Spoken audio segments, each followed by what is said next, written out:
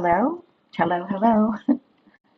Good morning and welcome to the Sussex Studio Experience. I am your host, Professor Zinzi, and today we are going to be talking about diaspora wars. I want to, before we get to the topic though, to begin with a prayer and meditation. This may be repeated. So, first, let me just say that tensions and emotions are running quite high today. You have the emotions of the squad, and it feels to me much like we are at odds in a lot of ways. And this feeling of being at odds is a very uncomfortable feeling. So, hey, Connie Balmer, yay! How are you? It's been a week. I missed you. I missed you. I missed you. So I'm just talking about all the drama that's happening in the squad right now and trying to figure out how we can come together, right? So, hi, Sharon Augustine. How are you? Oh, gosh. So, how's everybody feeling? Because I am feeling pretty overwhelmed with all of this. Yeah, Connie, if you need to, whatever you need to do. So, hi, Lydia Washington. I am just like, I don't know how you guys are all feeling, but I'm feeling overwhelmed with the conversations that are happening. And I wanted to get into a kind of deep conversation today. No, it hasn't been a month. Connie, really? It's been a week. I had to take care of so much stuff. And this is an emoji that I designed, and I'm going to be showing you guys some of the emojis and badges. So we made our first huge hurdle. So that work is really, really, really challenging. It took me hours to do it. So I will not do that to you again. I'm glad you missed me. I missed you guys too. Let's see who else is in here. So Lydia says she's in the clouds listening.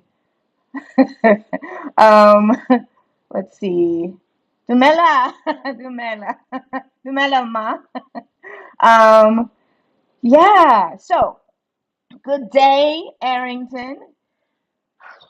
So I wanted to talk a bit about diaspora wars and how you guys deal with diaspora wars. It seems like a lot of us want to avoid that conversation because it is extremely uncomfortable. And at the same time, these things go on in our spaces. We have these conversations in private, we have these conversations with our family and our friends at times about why people in the African diaspora have a hard time understanding each other, right?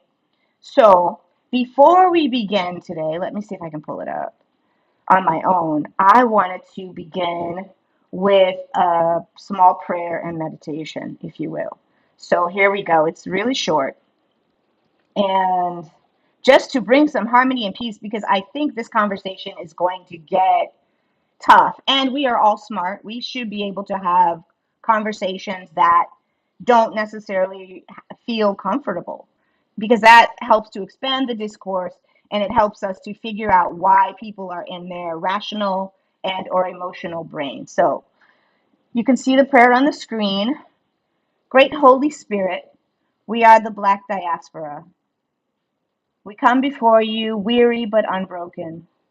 We yearn to live in a world that sees our inherent dignity and kindness.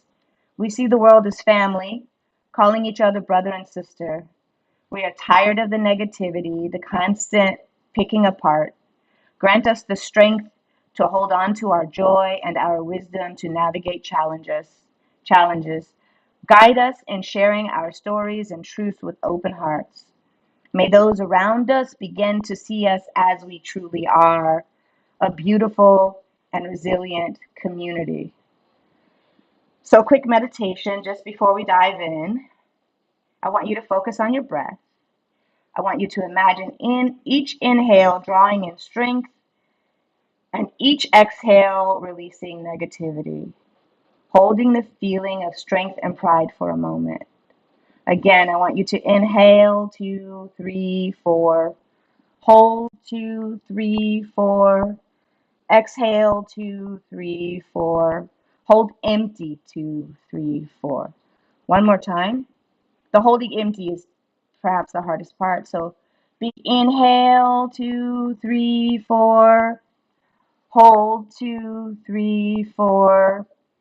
Exhale, 2, 3, 4. Hold empty, 2, 3, 4. And as we had this conversation, I had something completely different planned. I was going to talk about the Tatler and that portrait. And I think, though, that we need to have this conversation. And if you feel overwhelmed, step away for a minute and do something kind for yourself. Okay. All right. Are we ready?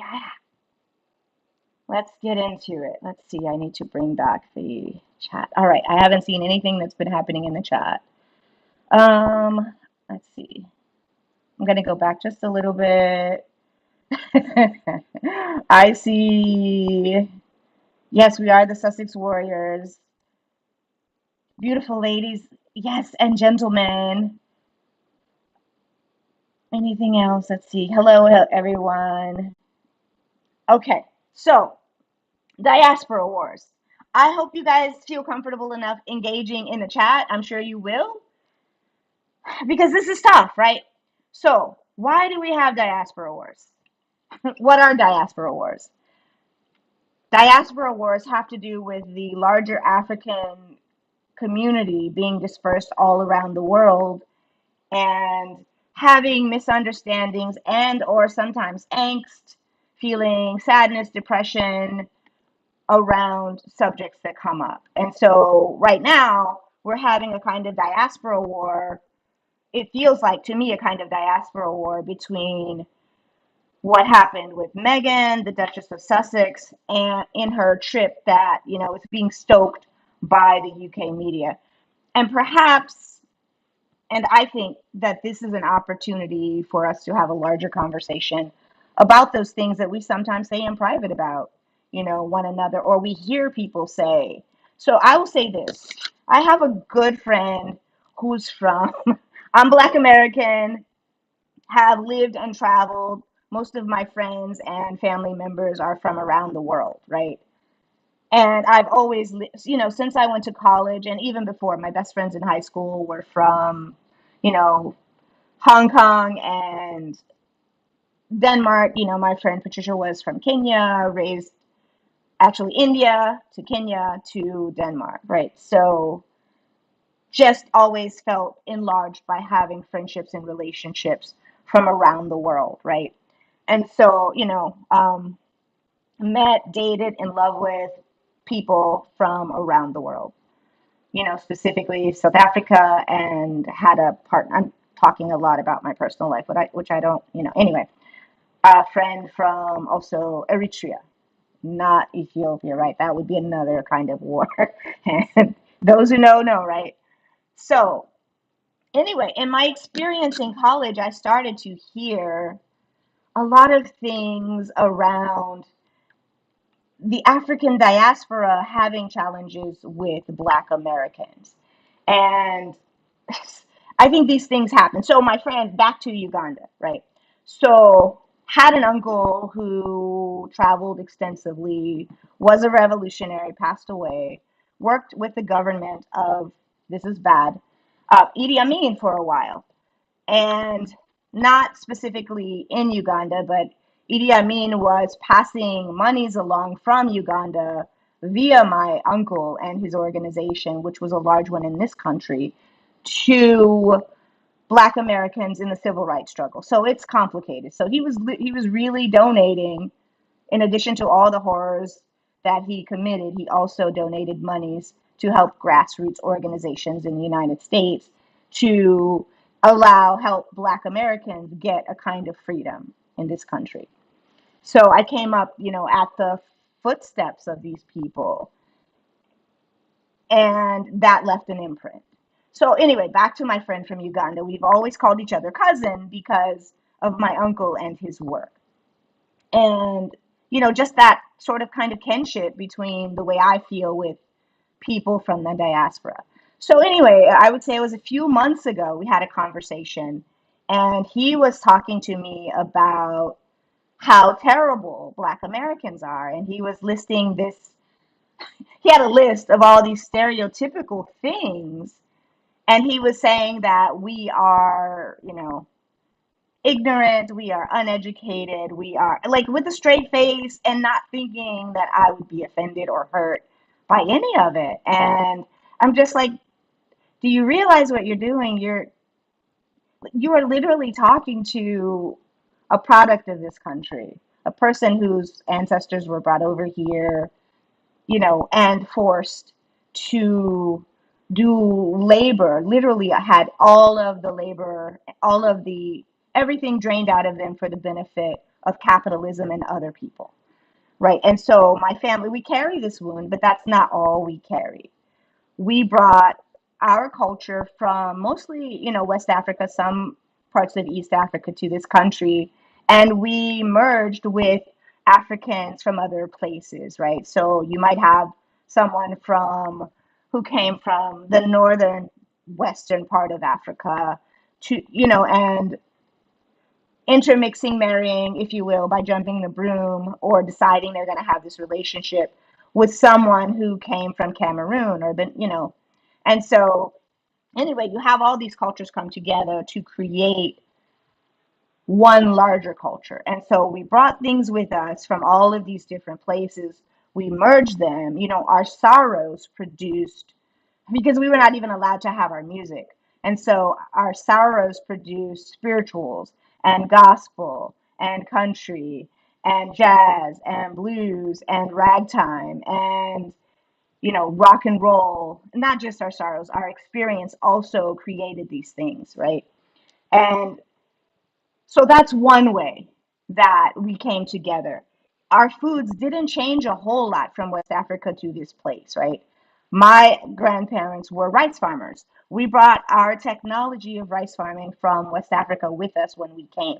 We also brought the peanut. We also brought the watermelon seed. We brought whatever that was with us. And, there are millions of us coming. And so some of us had seeds on us when we were taken.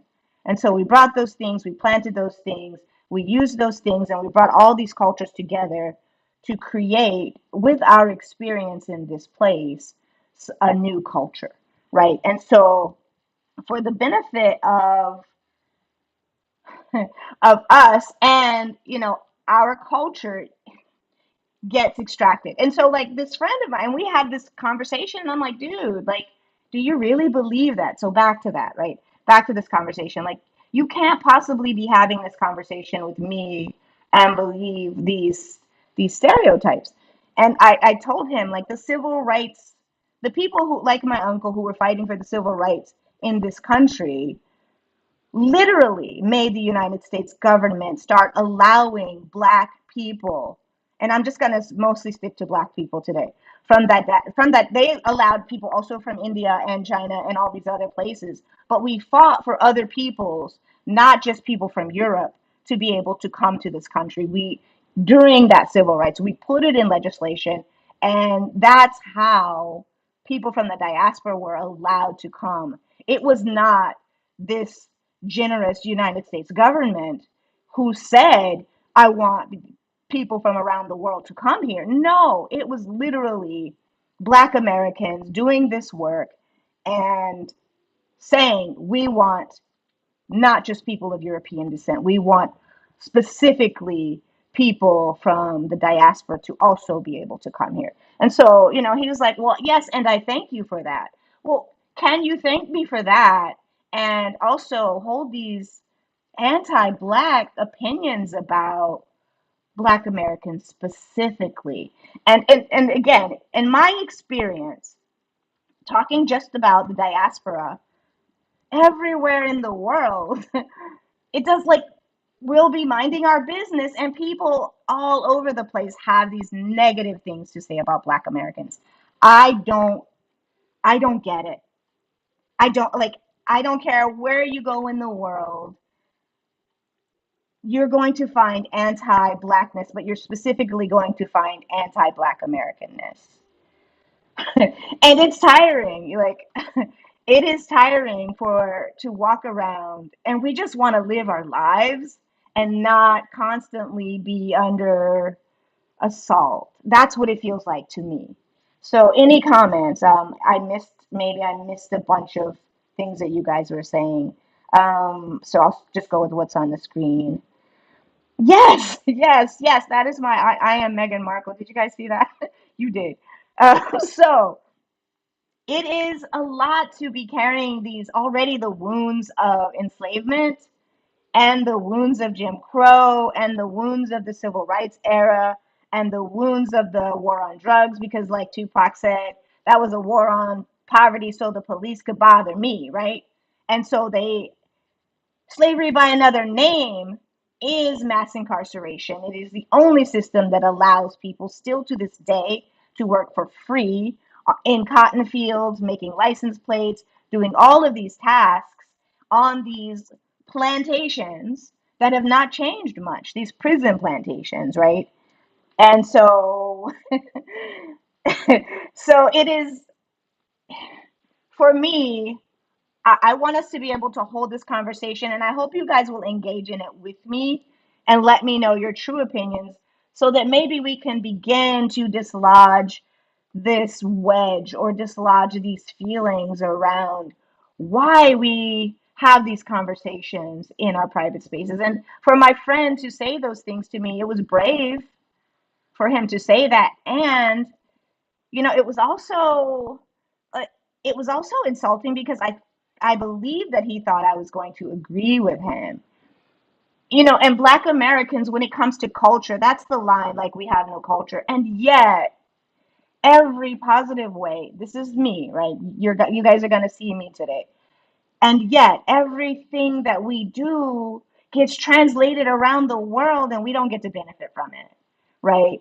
And so, from people's haircuts, if they have a fade, to the way they wear their baseball caps, the whole athleisure wear, to skincare, the certain ways that they do that, to the sneaker culture. We were not even able to hold on to sneaker culture, right?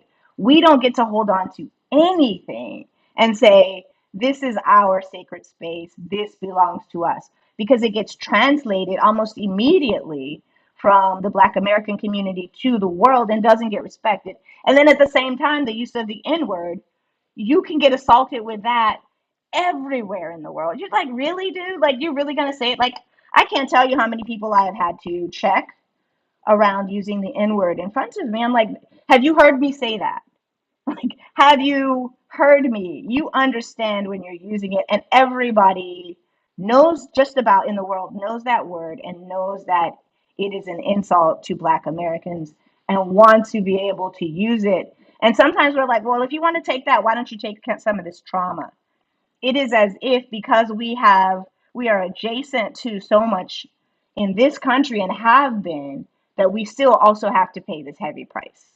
We don't, because we were bought and sold, because we were owned, all of our ideas get to be owned and shared without any kind of profit or reverence for our own struggle in this country. Like we don't matter. That's what it feels like. And so I think that when we have this conversation around Duchess Meghan, like our feelings, and we're trying to make sense of it, right? So I'm going to put some slides up and I want you guys to talk about this. Like I said, Black Thought, I don't know if you know him. You guys know I'm a hip hop head. Like for those of you who've been here in, recently or ever in this podcast, I am a hip hop head. I love the hip hop culture. And I know it has been dissected and it has been translated around the world in such a way. And that is also because these people who were not part of that culture that came from like a Gil Scott Heron, the last poets, these revolutionaries, they came in and brought, and not just brought, they big upped, they promoted gangster rap. And so they wanted to get rid of us speaking about what was happening in the community. And yet they forget we are a people who have an oral history. And that's not going to go away. That is at the root, right? That is at the root of us. And we translate our stories from our grandparents. So people who think we've lost our culture, we haven't. Like, how many of us can go back 100 generations? Very few, or 50, or 25. When we are in our spaces, wherever we are in the world, most people literally go back 3, 4, 5 generations when they're talking to their children. So we have made a new culture and we don't forget. And the DNA, the genealogy, we understand that we're from West Africa and that most of us, and that that place was also carved up and named. Even the country, and I'm going to say this, even the country of Nigeria was not named by a Nigerian, allegedly, right? It, so these countries were carved up by Westerners in Europe and given away to, like, just taken, not given away. Because they had the guns, they had the weapons. That was not what we were doing. And so we didn't invest in trying to have the biggest weapons. That was not a part of who we are, who we have ever been, right? So thank you. I am Princess Meghan. Absolutely. So these things got, so if you have a nuclear bomb and nobody else has it, of course I'm going to do whatever you say. If I know, and we have Hiroshima and Nagasaki, all of these things we've done, committed horrific crimes. That is not part of the African history, right? Though that is not who Black America. We are you. We come from you, and we were forced. And in some cases, there were people who participated in that slave trade. Very few, I think, just specifically for profit. Because if you have the biggest guns, you're going to come, right? And I blame Mansa Musa and you know, and I jest. But when he took his wealth from Ghana on his pilgrimage, on his Hajj, and they saw that wealth, they were going to find the source of that wealth. And then they also found other wealth there. They found us, right? They found us. And so I think we are the gold.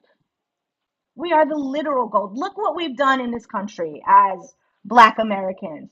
Almost every single invention that you see came from us and got taken from us at the same time. And we brought a lot of those things with us, from the indigo that makes your blue jeans, to the mud cloth that makes your blue jeans, to, like I've talked about before, the cowboys, the literal Fulani that some of us descend from. We brought those things with us, the hair braiding. And we also, when we brought it, we changed it up. We flipped the script and we, like a lot of us do, we turned it up and turned it out. And like we had 15 minutes maybe to show our joy in our whole life, not in our lifespan, maybe in a day. If you got 15 minutes with your partner, of course you're going to turn up. I'm going to experience great joy. And people think you can do that just by being next to or approximating our culture. You cannot. You have to have come through it. And we've all come through this trauma, right? And so I see a comment. Let's see, Prudence. Oh, one love to you. Joyce Anderson. I feel that the First Lady was misinterpreted. A lot of what she said actually ran together. She used Meghan as a positive example to say that this is the reason Meghan came here to know more. Okay. Thank you, Joyce Anderson. Happy to have you and appreciate you and you comment, Prudence. Okay, so I am of like I have so many different viewpoints, right? And I know how I've experienced being a Black American, being and we, like, when we came here, literally the census said African, right? When we got off these boats, if you go back far enough, when the documentation was being written down, if they were to when they did that, the few times they did that, we were called Africans, and we had to take, we built this joint for free in almost every aspect of it. We built this joint for free, all of it. I don't care if you're stopping at a traffic light. I don't care if you're getting a blood transfusion.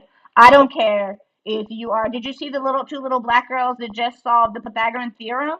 And they know 5 or 6 different ways. Little high school girls hadn't been solved in something like 2,000 years from Louisiana. One person solved it in a certain way. They solved it with trigonometry, and they said they have 5 or 6 other solutions, and they're saying it's a lie. That's a lie because you guys are unintelligent, and yet you walk around trying to approximate us. If you believe that, would you literally live your lives trying to see what we're doing? Trying to figure out a way to approximate what Black Americans are doing. And we're not like, it's not even that we want our culture to be translated. I don't think anybody wants their culture translated and taken out of their own hands and put into the hands of other people. That's not what I want personally. I want to be able to like say, all right, we're gonna have a cookout, and who's bringing the this and the that, and not have everybody feel like they're missing out because like, and that they're saying we can't do that, that it's racist, if you will, to have, but let's say Ghanaians or Italians, they can have a culture, but because our culture has been so commodified and taken from us, they think they can take our ideas, they think they can take, the thing that they called ignorant for so long, our language, that if you go to South Carolina to the Gullah Geechee Islands, that still approximates West African syntax and speech, the way we speak it. And we study Gullah Geechee. We study these things because we want to hold on to these things. Everything about ourselves has been tried to be mirrored back and reflected back at us as something negative. Okay, so because if we make you hate yourselves, then we can control you. He who controls the mind. And some of us, even lots of us come from Nigeria, right?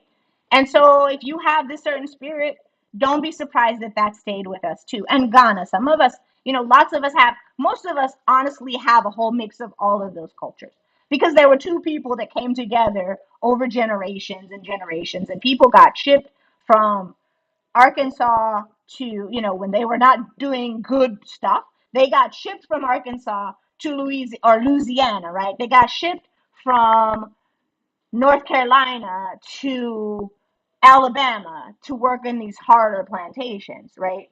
And some of them got themselves free and walking, taking the Underground Railroad that was not a train but was this complex matrix of clues that you had to look for in order to get yourself free, right? You had to be able to navigate and understand how to travel, to avoid dogs, and to be Black in a country where the law was not controlled by you. So even if you managed to get off of a plantation, and they had the slave patrollers, allegedly, well, the patrollers turned into the modern day police force that we have today.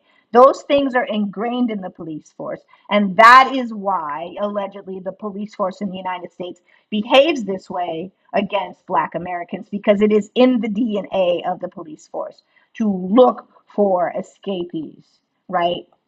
And so those things don't change. Are you guys, let's see. God bless and protect the Sussex family and your families permanently from all the plans and plots of the haters. Yes, and you know, we say and have said in our culture, the diaspora, I'm going to say, things about each other. What do you think the term African booty scratcher? I'm going to hold Black Americans accountable. African booty scratcher, right? That is a term that Black Americans have used against people from Africa writ large, right? Let's see. Oh, Arrington says, I am Meghan Markle. I am both protective of Meghan and too used to being attacked from any corner that I try to pause and extend grace with the sister and read from her vantage. I can't say we can't be gaslit by the Royal Rhoda. Yes, and we still, I think we, yes, this is all true, and we still need to have this conversation between diasporans about why we throw shade at each other, why we, I mean, I would say that that UK group, I can't say who they were, when I saw them on the news talking publicly about the Duchess, I was ticked. I'm like, okay. And I think that we are also up against that. That, we have people like Clarence Thomas, allegedly, who seems to go against Black people at every turn. And it feels dangerous. It feels scary not to be able to be safe with people. And let's see. Susie Q says, I was listening to a podcast. The host is Nigerian. She's a Sussex friendly channel. She was putting words in the first lady's mouth. I got so PO'd I had to get out of the podcast. Yeah, and we can take a collective break, right? Because we all need to be heard. We all need to have grace. Like we can have grace and we can still acknowledge that we have flaws. So if I say to you, I just said African booty scratcher from Black Americans. If you've heard that term, can you guys please put a one in the chat if you've heard the term African booty scratcher? Connie, are you going? Bye, Connie. We'll miss you. So if you've heard that term, put a one in the chat with Black Americans against people from the diaspora, because they wanted us to hate everything about ourselves. We knew we were descended from Africa, like West Africa, and so if we can get you to not love yourself, if we can get you to talk against these people, then we can get you to love us too. Yeah, and so there's also a term.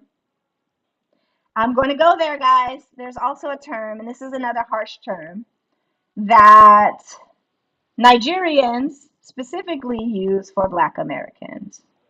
If you know that term, I'm not asking you to say it, but if you've heard that term, can you put a two in the chat? Is Arrington the only person who's heard African booty scratcher? It's a terrible thing to say. Worst job in the world, without question, I think. Worst job in the world. Who wants to do that? So, in Nigeria, they do have a term for Black Americans, and it was my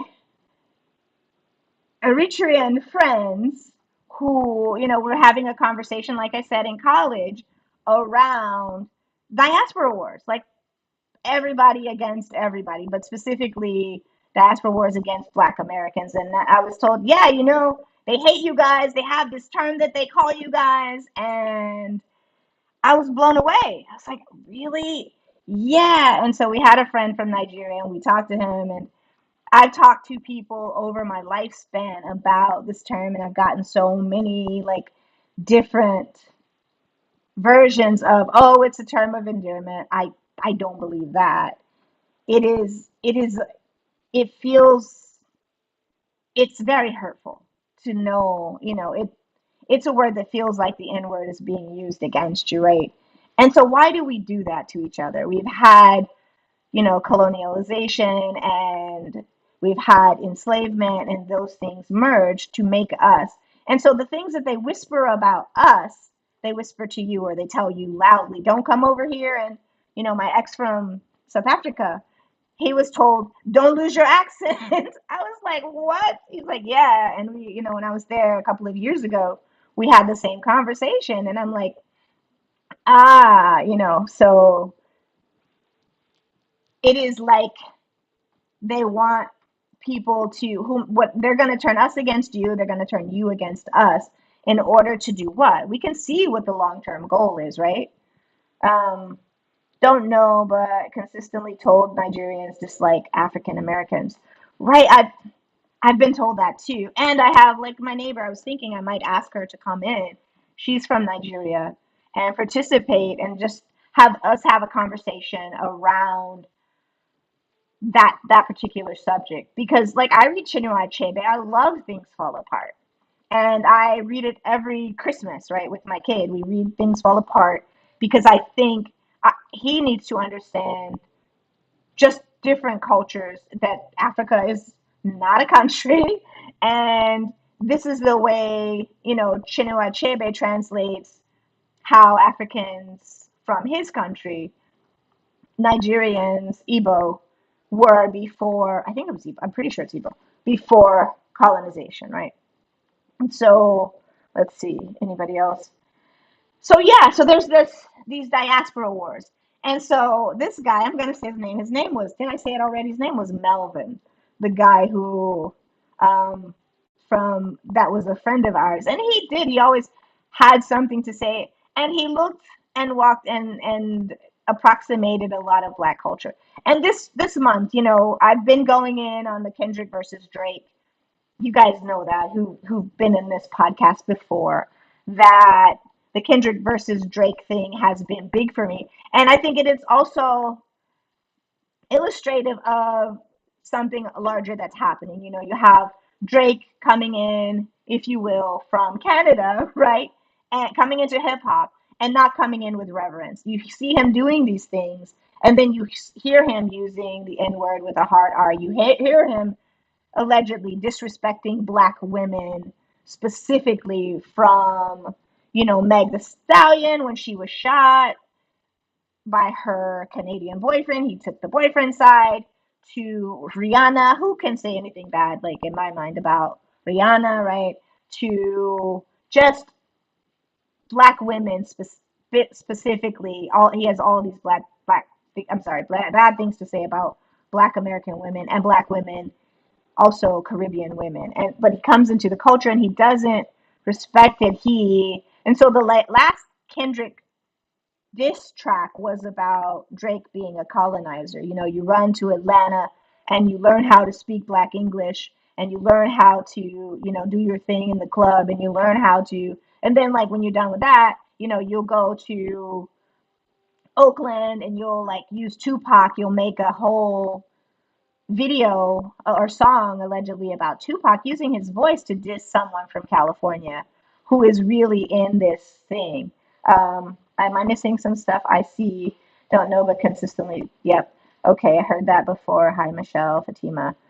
Um, Dobie, what do you mean when you say African Americans don't care? I missed part of that conversation because for me it feels like trauma.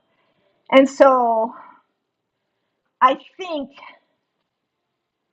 Yeah, I think a lot. And I want this to be, again, a safe space for all of us to be able to engage in these harder conversations about the diaspora wars. So to me right now, it does feel like after seeing the Meghan and the UK people on the whatever broadcast talking negatively. You could see from their faces, if anybody knows their names, you can put those in the chat, that they were already going to go against Meghan before they even opened their mouths. And this is fodder, of course, for those people over there in that media space.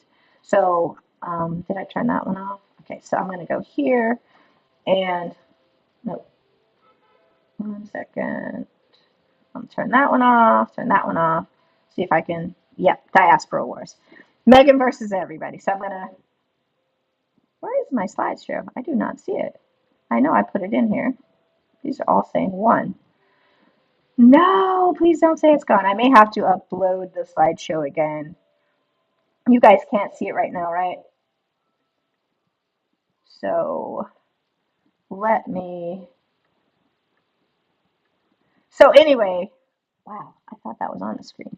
Let me put this on the screen while I try to put transition. Come on, play. It's not popping up. I don't know why. So that hasn't happened. Duplicate scene. All right. You guys know I'm pretty rusty today, clearly. Oh, it is on the screen. There it is. Okay. So these diaspora wars are a lot. And if you're being affected by it, let me know how. So I had put the First Lady's speech in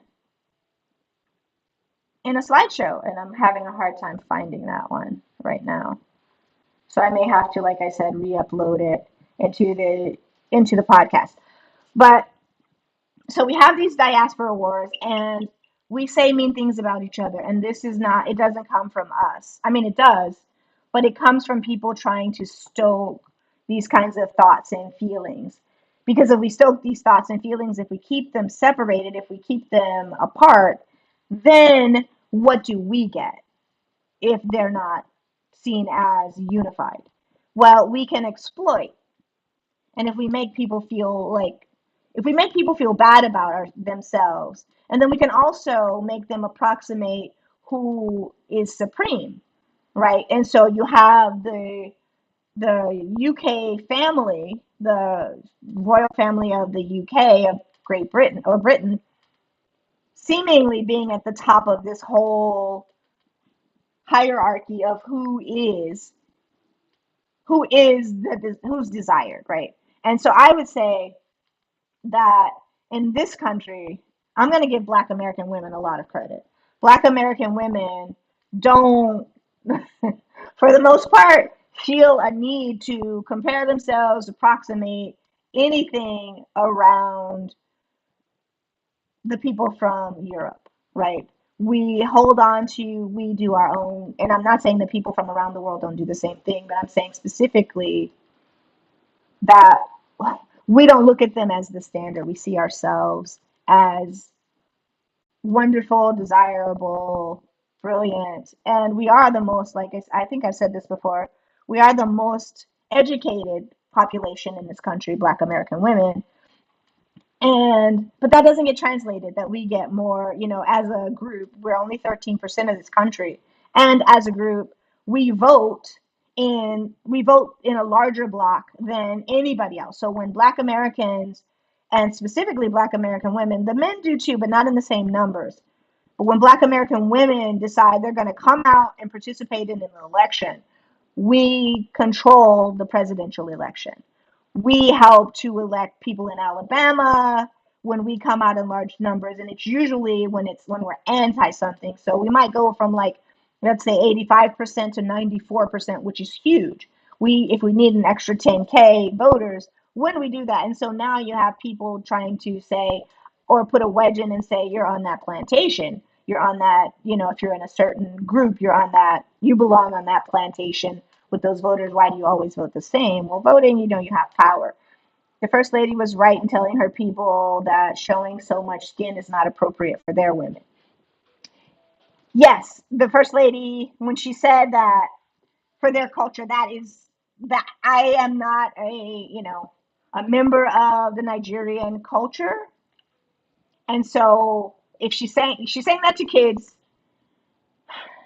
I'm just gonna say I do think she could have been more careful with her words. And I know to okay, so go ahead and, like, shoot up the comments. I believe that she's getting a lot of press for this speech. Clearly we're talking about it. And so we all have to learn how to be careful with our words. Let me try and get this. I don't know why that's not coming up. Yes, it is. It's here. All right. So let me turn this off and turn this on. We got it. Diaspora wars. So here we go. Can you guys see this, or do I need to? Nope, it hasn't changed. Transition. Yep. Okay. So let's see. You guys see the I am Meghan Markle? The women in Nigeria are showing their skin a long time ago. It didn't just happen recently. Okay. So, hello, April May. So the women, and that's also a part of it, depends on where and when, right?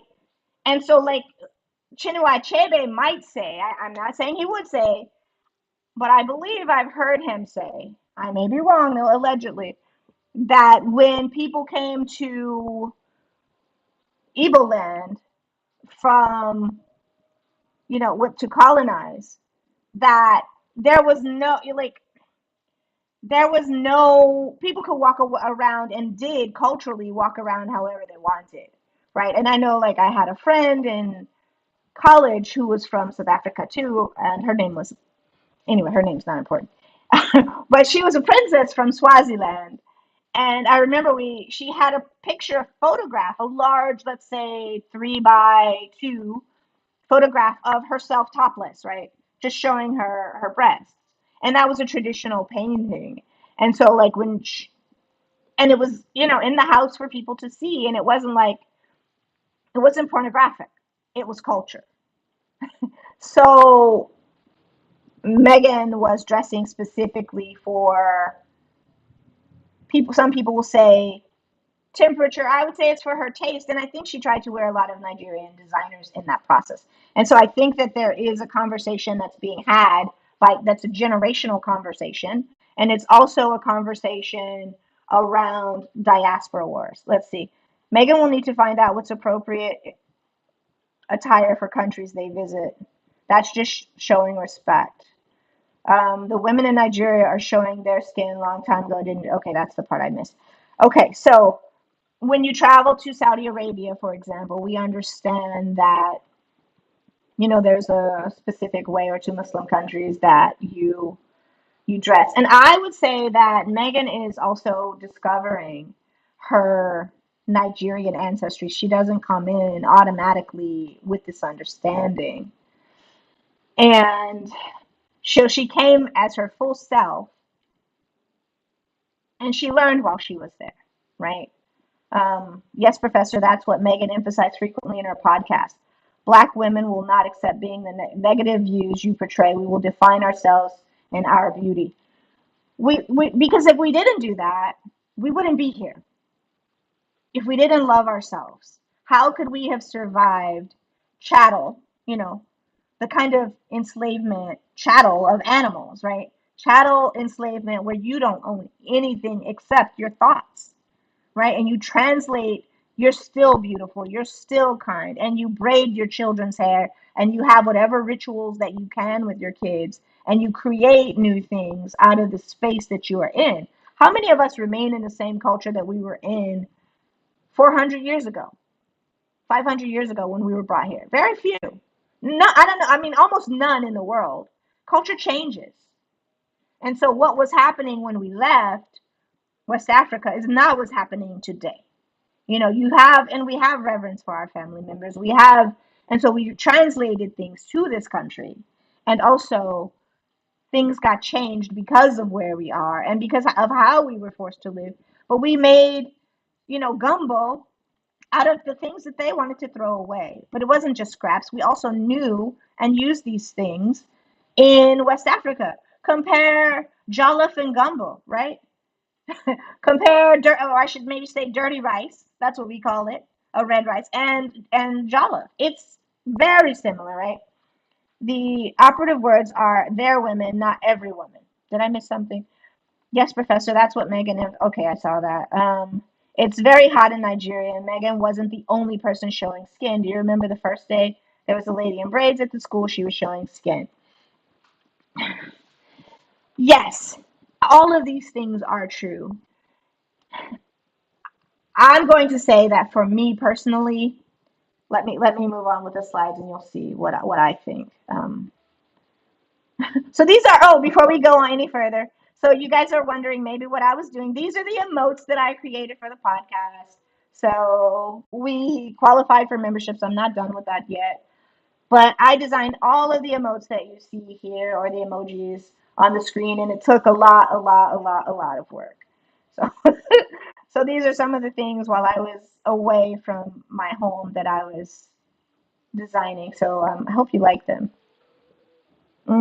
So let me go back really quickly. We're going to continue this conversation. I'm still engaging in it, but I want to go through the slideshow. So this first one is I am Meghan Markle, right? I am. Can I get an I am Meghan Markle, guys? Because I need that today. It is a lot. It is a lot. It is a lot. Can I get an I am Meghan Markle in the chat? Please. Um, so here's the next one. These trolls ain't loyal.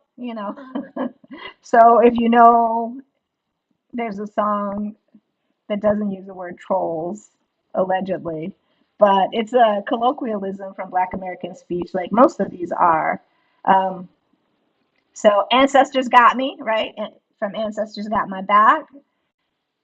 So that's one from a podcast I did earlier. Let's see. Straight facts. Megan in front of calculus problem. To oh, and then these are badges that I designed for the podcast. Also, you have to create badges. So these are just different badges at different levels of membership. We're not quite ready to go, but I just wanted to show you guys. I was really excited because I worked really hard. So these are the levels. You get, you go past the PhD level even. So you have your like associate level, and I think I forgot to put one in here. Um, and then, so I wanted to talk a little bit about emotional brain and logical brain. So for me, I have been in both emotional brain and logical brain, and there's been a kind of conflict that has happened because, like, you're thinking at the same time, you're feeling attacked. Or for me, like, we want to protect and we want to defend the Duchess against all things. And yeah. And so like you when your emotional, your rational logical brain and your emotional brain start to come together, and you it's hard to make sense out of things. And a lot of times the emotional brain will win, and then you have something like you experience a kind of rage or depression or these things. So we have to be very careful around these things. Thank you for the I am Meghan Markle. Oh, I didn't even see this. Thank you guys. Oh, that feels so much better. We have to be stop being ashamed of ourselves. I am Princess Meghan. Thank you so much. I am Meghan Markle. These are hard conversations full of generational hurts. They absolutely are. And are we mature enough? Are we ready, willing, and able to engage in these conversations and say, you know what? The speech wasn't perfect. Maybe the speech wasn't even great, right? And yeah, and is she allowed to say it clearly? She is the first lady of Nigeria. And then we start, a lot of us, I'm not saying not me necessarily, I'm not doing that actually, I won't claim that, but talking about the past of the husband and talking about these things as a way to weaponize their past against them because we are having emotional and logical brain come together. And what do? We defend, we defend, we defend. And we're like, nope, I'm going to see your flaws and I'm going to check you for coming for her. I don't care who you are, you don't get to come for the Duchess. And that's what I've seen out in these Sussex streets. And so, like, we need to be able to come back together in a way that's healed. And if we're going to do that, we're going to have these hard conversations. From my history in school, women in Africa teach me as a child to love my body because they were bearing their body freely when pregnant and working in the fields, and that's beautiful. Yeah, like when we see the images that came from West Africa that were translated back to us because we were not many of us were taking trips, in fact. And so when we were seeing these, we saw National Geographics. We saw these images translated back to us of people with their breasts completely exposed in their natural environment doing the natural things. And it was told to us that we should be ashamed. And then when we look at them, that they are savages. But is it the savage who can walk around without being fully clothed and not be attacked? Is that who the savage is? Or is it the savage person allegedly who will see that and automatically think, I want to, you know, do something with that person because the only thing I see is, 9 o'clock at night in the bedroom, if you will. Let's see. Princess Meghan has done more for the girls in Nigeria than what the so-called okay. so we have so okay. This is gonna be tough. I think hopefully I'm up for it. All right, like I'm bouncing in my chair right now. I feel it. I feel it. I feel it. Like we want to defend, defend, defend, and we're in our corners. And if we are from this space, so how do we have a conversation that says two things, three things, multiple things can be true, right? Can we have a conversation? Well, the first lady needs to know what to say and how to say things. I know you're not talking about, I am talking about National Geographic. I am. And I'm saying that that is the way that when I was in school, the images that came from Africa were translated specifically to people in this country, to Black Americans. We couldn't turn on the 6 o'clock news, the 5 o'clock news, 6 o'clock news, and see images of Africans being translated to us. And so a lot of us, not necessarily me and my family, like I said, my uncle was in Kenya, and so we were having different conversations. But these things were intentional. We're going to show you these images and we're going to translate these images back to you. We're going to narrate these things back to you in a way that's going to put us at the apex, right? I remember having professors talk about people who were civilized and non-civilized. I remember Crispus Attucks being in a college textbook of mine called, the first person killed in the Revolutionary War who was Black. At that time, 1% was the rule. He would be called biracial Black today, right? But, based on what was done to his mother. Unemployed merchant seaman killed in the Revolutionary War. Nothing about the honor of him being killed to fight for American independence. None of that. Unemployed, It might have, I think it said mulatto, killed. That's how it was translated to me in a college textbook in the 90s, right? So I'm like, this ain't no new thing. If we're gonna have this conversation, first, hopefully you will assume from me that I have good intentions. And I'm not going to be right on if me saying the word National Geographic to explain how culture was translated to us in order to have a narrative when you didn't have any other narratives, or very few. Not many, seventh graders, sixth graders, fifth graders are reading novels like Chinua Achebe, right? So what you see, thankfully in my family, though, we were having different conversations. I remember having conversations with Black Americans and them saying, I'm not African. I hear Black Americans today, like Whoopi Goldberg and Smokey Robinson, saying, I'm not African. And I'm like, well, dang. So I'm not afraid to have this conversation. I just want it to be healthy discourse. So, let's see, Karen Warner, you make me realize that any skin showing may mean something totally different in another culture. I respect that. I don't believe she meant disrespect for Meghan. Yeah, so when people show up in this kind, like this has happened to me, walking around as a Black American and traveling to other countries and people using the N word in front of me, meeting people from France and them saying, I have a right, um, we say whatever word we feel like it. And I'm like, yeah, you can say whatever word you feel like it, allegedly. You don't get to control my response. You have a right. You have a right to walk around. You have a right to wear. You have a right to be and exist as you are. And at the same time, it goes both ways. And if you don't like what I'm wearing, right, in the case of the Duchess, there is a polite way to have that kind of discourse. Like, I'm afraid that you're influencing the girls in our country with your dress, perhaps. That could be a thing, like at a private conversation that could happen. I think when you put all those things together in a sentence and you put my name next to you and you say, I'm not shading you, it still feels like shade, whether it's meant or not, right? So because I can't think for you. And I also have experienced, being called words that people use against Black Americans, even Black people use against Black Americans. So it's my own trauma.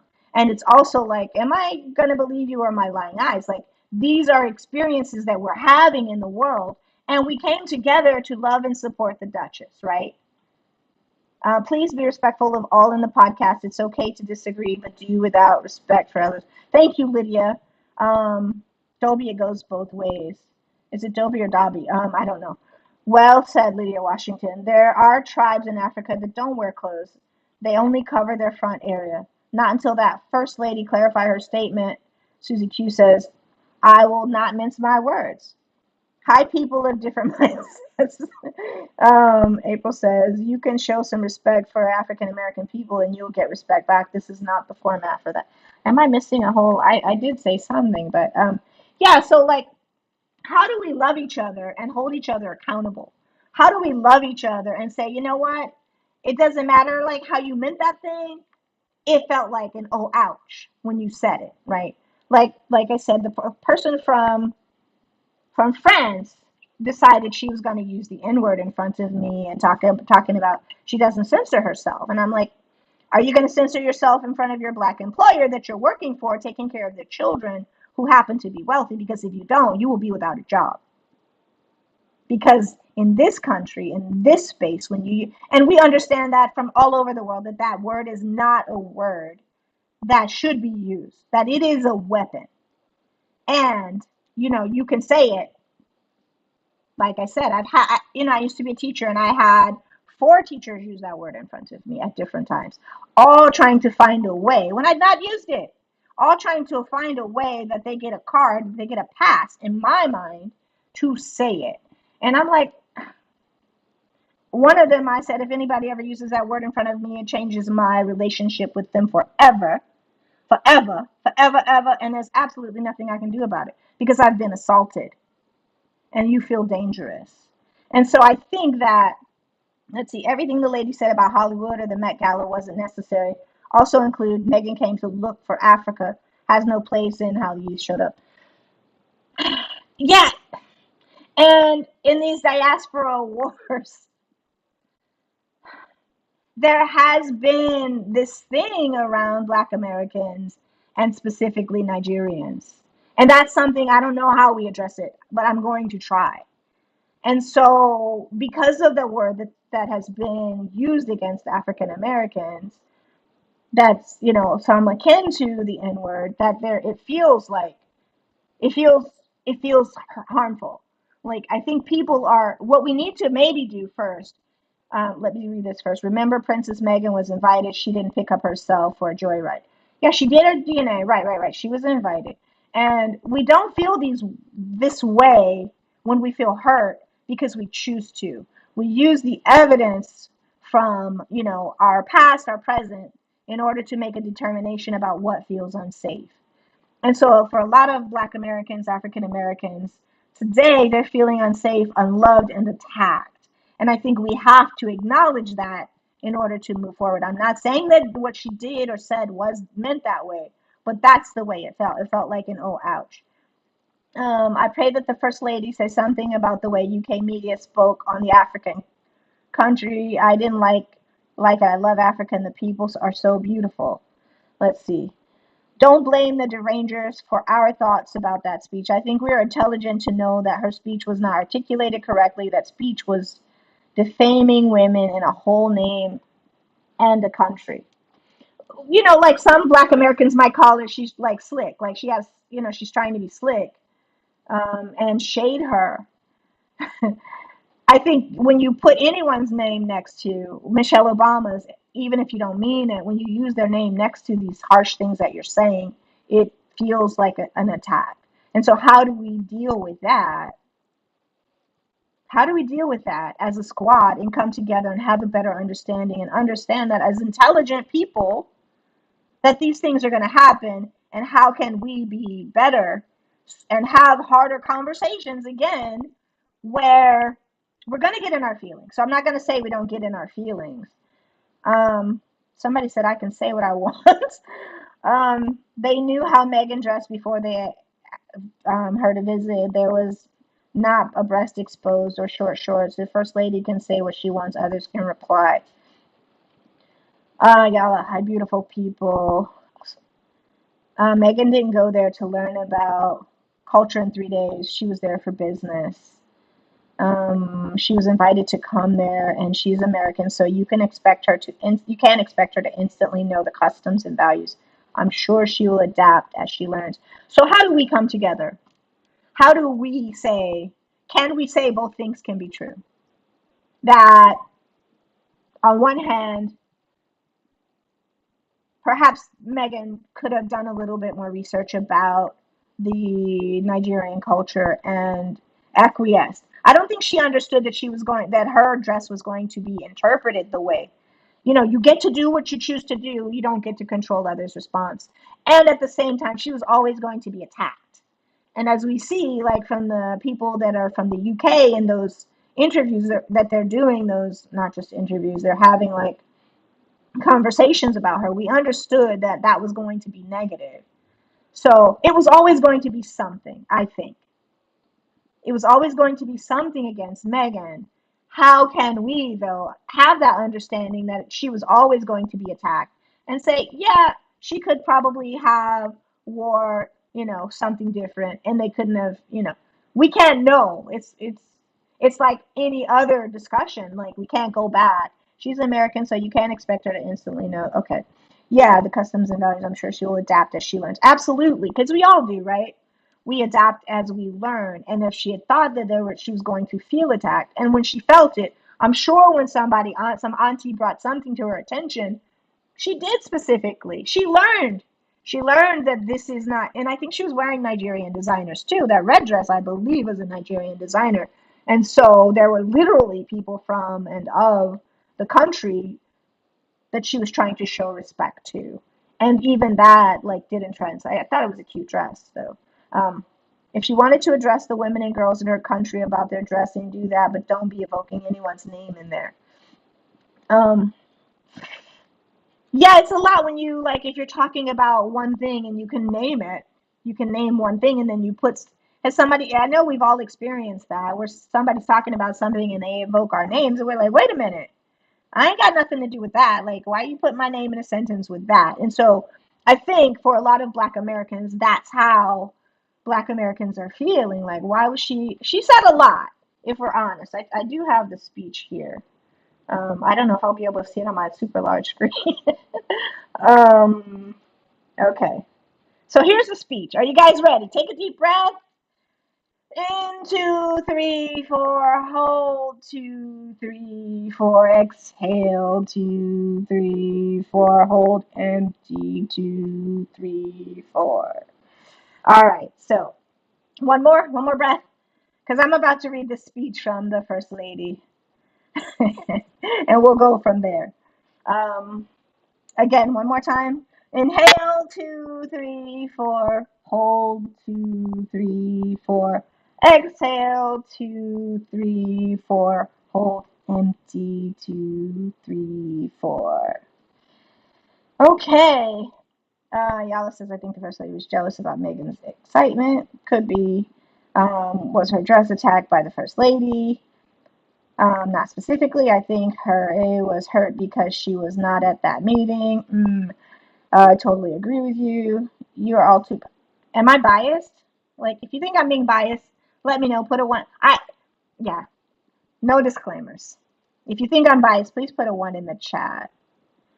Um, what is she learning that people of her genealogy are being rude and judgmental of her? That's what I'm learning right now, and I'm very disappointed. You're all really showing your Americanism.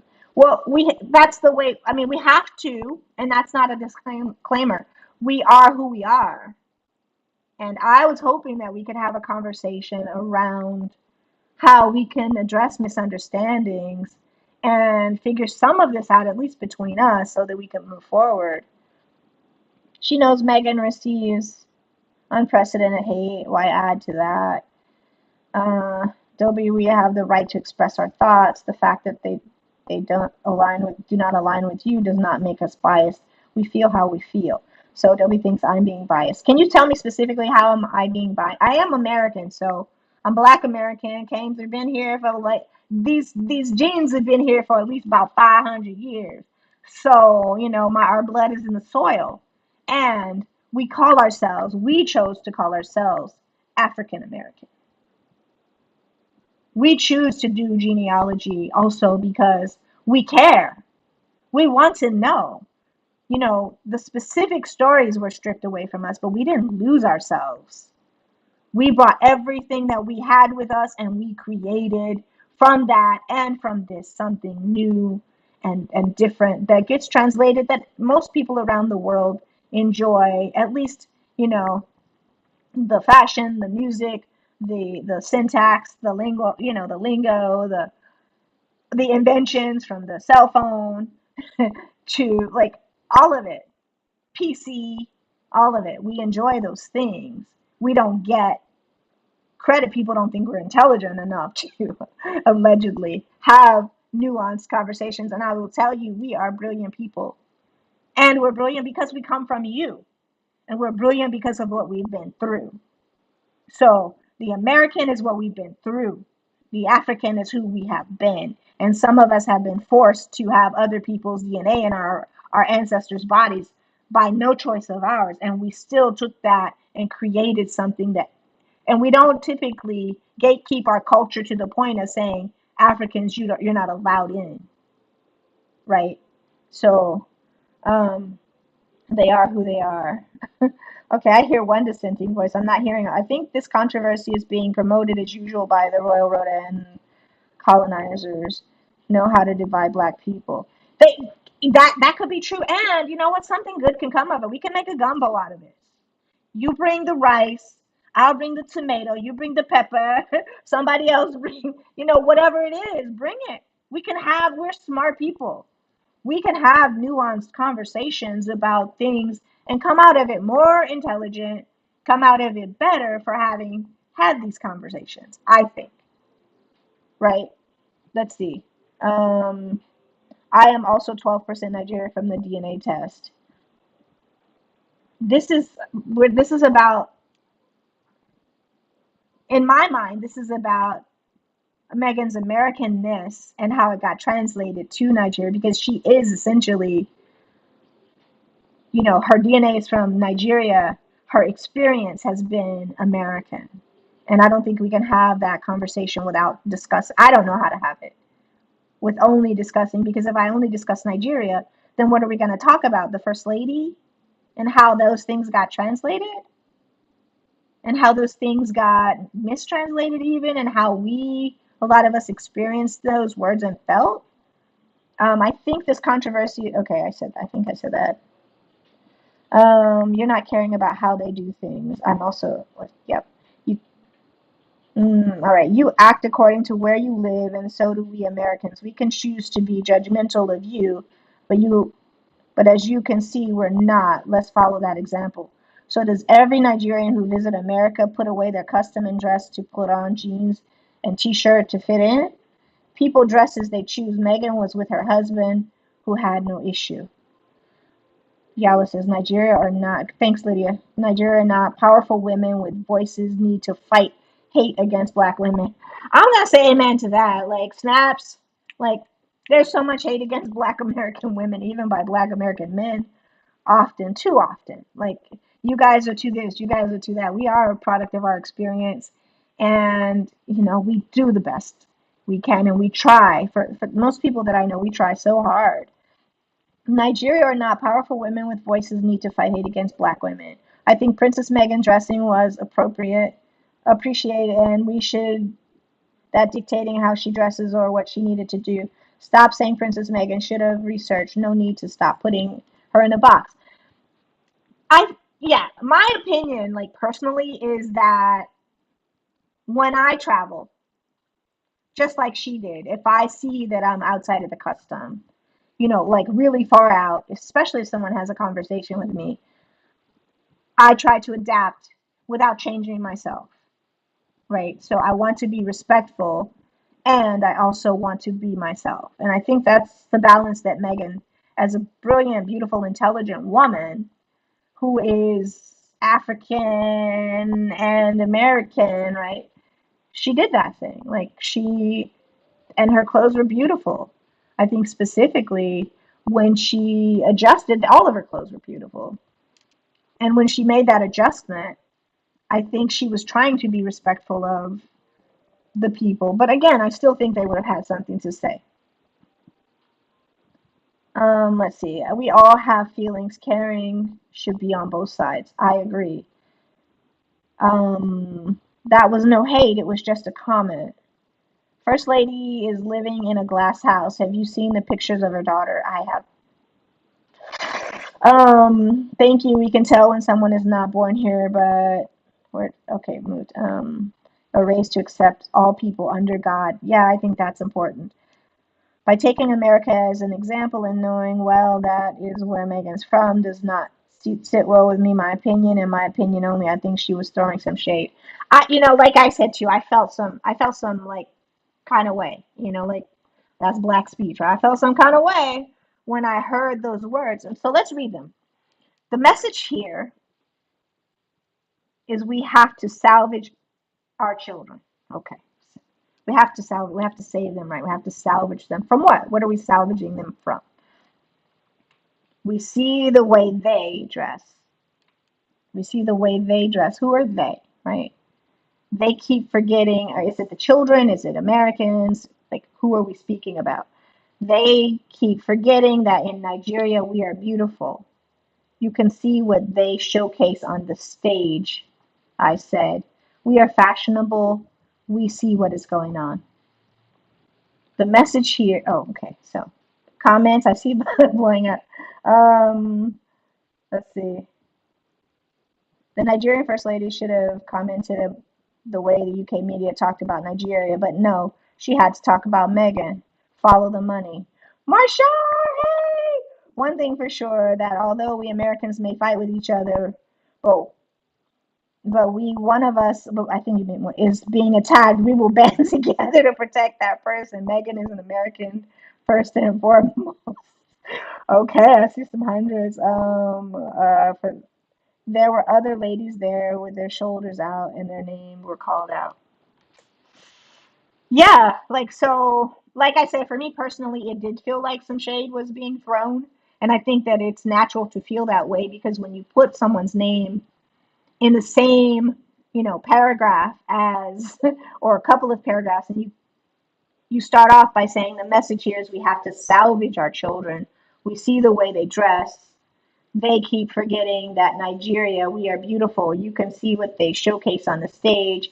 I said we are fashionable. We see what is going on. Next slide is better than, wait, you've always, what is this? Oh, I'm sorry. I think I mixed up a slide. Did I not get her speech all in there? I was going to talk about focusing on communication. Okay. We are not having the Met Gala.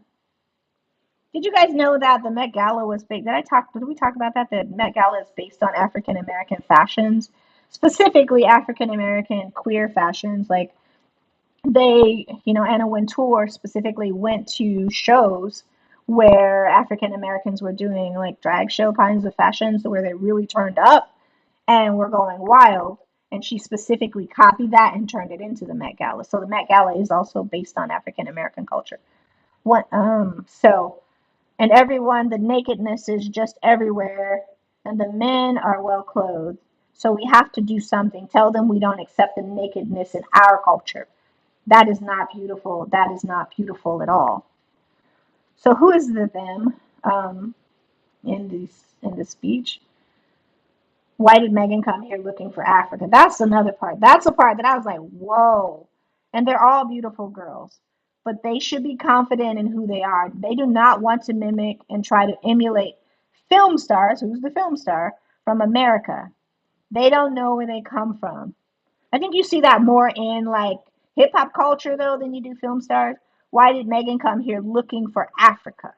That is something we have to take home with. We know who we are. Don't lose who you are. Why did Meghan come here looking for Africa? That doesn't feel like anything to you guys, right? Why did Meghan come here looking for Africa?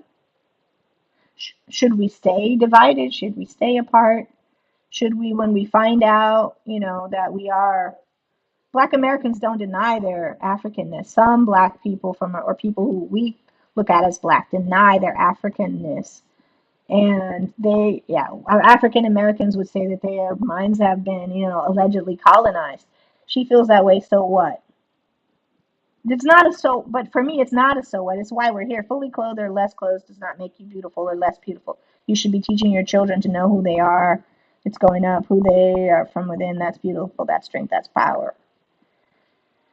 My thing is, it doesn't matter who you are. You should respect them and say things in a kind way.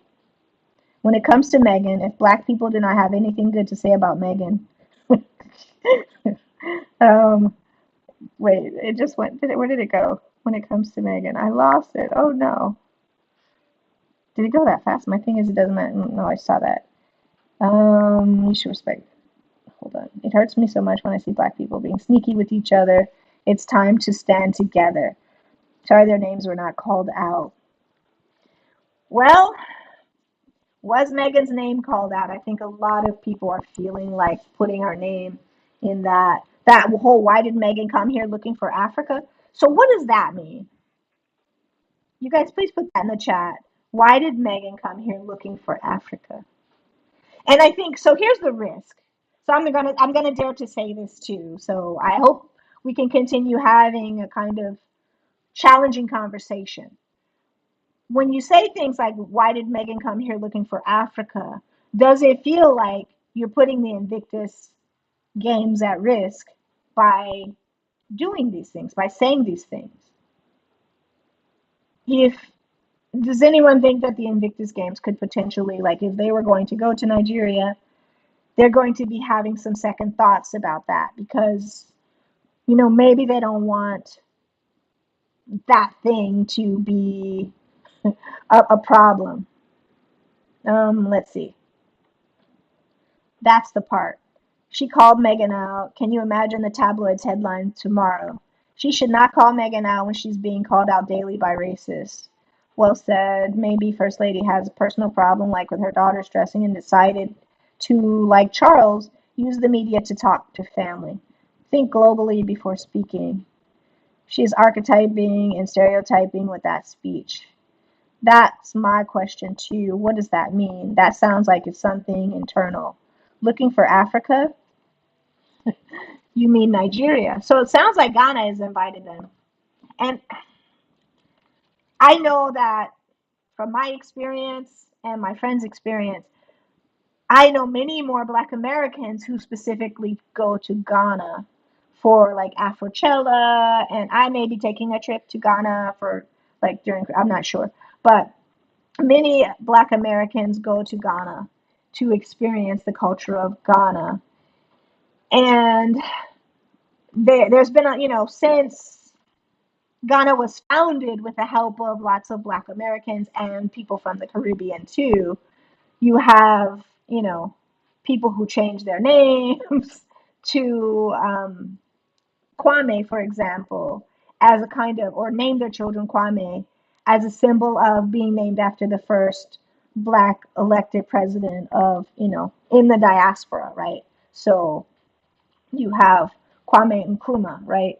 And so Kwame Ture, would like people take on that name, born on Saturday, if you will, and name their children that. So even like Kobe Bryant is a way of showing reverence for Ghanaians. You have people like Cudjoe, and so Black Americans specifically, the ones that I'm familiar with, feel really at home in Ghana and ask themselves, like, when Black Americans first go back, they often go there.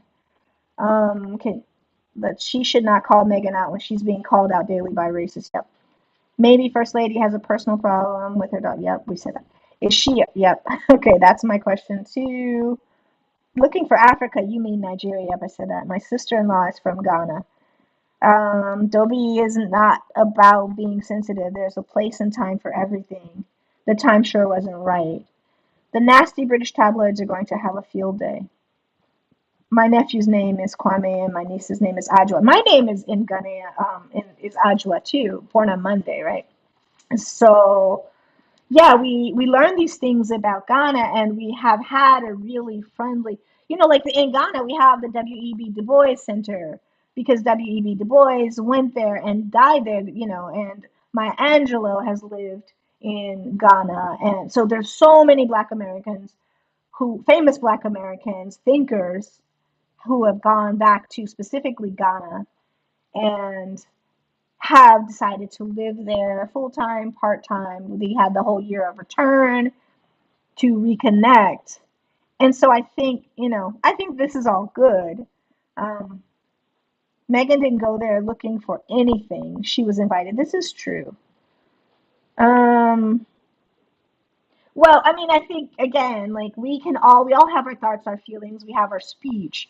We can say what we want, and we don't get to control how it's translated. We can't please everybody also at the same time. But when we say something, most of us are aware that, especially people in the media or people who are of that, if they're not, they need to be, once it gets translated back to you that this is how it was interpreted, perhaps say something. But if you're media savvy, and we live in a podcast world, we understand what shade is, right? So I think that when we have these conversations, we should be able to talk about them in a way like, okay, so what if we were to assume that, when Megan went, she decided, yeah, I'm just going to go, I'm going to do me. Like, this doesn't seem like her character. We know her, right? A lot of us don't know the First Lady of Nigeria, but we know Megan. But if we were to say, okay, devil's advocate, if you will, she went there to be, to try and bring her Americanness and to try and step on the culture of Nigeria and to try and influence young girls. Like, if we said all of these things, like, what is the logical, rational part about that? Is there, because yes, as she goes to like countries around the world, you are, as you exist, you are translating yourself to other people. Something like 90% of communication is not verbal, right? It is In everything else you do, it's nonverbal. Your clothes, the way you walk, the way, like when a black guy walks with swag, right? Then those things are being translated, all of it. And so if her idea was to do that, mission accomplished, right? And so if we also say devil's advocate with the first lady, if she was trying to find a platform for her views and know that they were going to be amplified in a way that we are even in this podcast discussing them, they're going to be in almost every American newspaper, UK tabloid also. So if she didn't know, she gonna find out, right? If she didn't know that her words were going to be translated, she knows now at this point. So what do you do once you know that what you said or done is being translated this way? And if we say we're going to play devil's advocate too, we can also say that what if she was a little bit jealous of all of the attention that the Duchess was given? Like we've seen that translated from the UK. Can we not assume also that people from all around the world have these same traits? Jealousy can be a part of it. That I'm going to humble her, like Kendrick, you know, X, be humble. Be humble. I'm going to humble you, right? So we don't know. What we do know is when we see Meghan there, we see how she dresses, we see how she moves, we see also how she changed. What we also know is that we heard the First Lady's words, we read them, we see them. We can't know her intentions. Her intentions can be translated if she decides to clarify. And if she does, and if she decides to let them stand, we will also interpret that, right?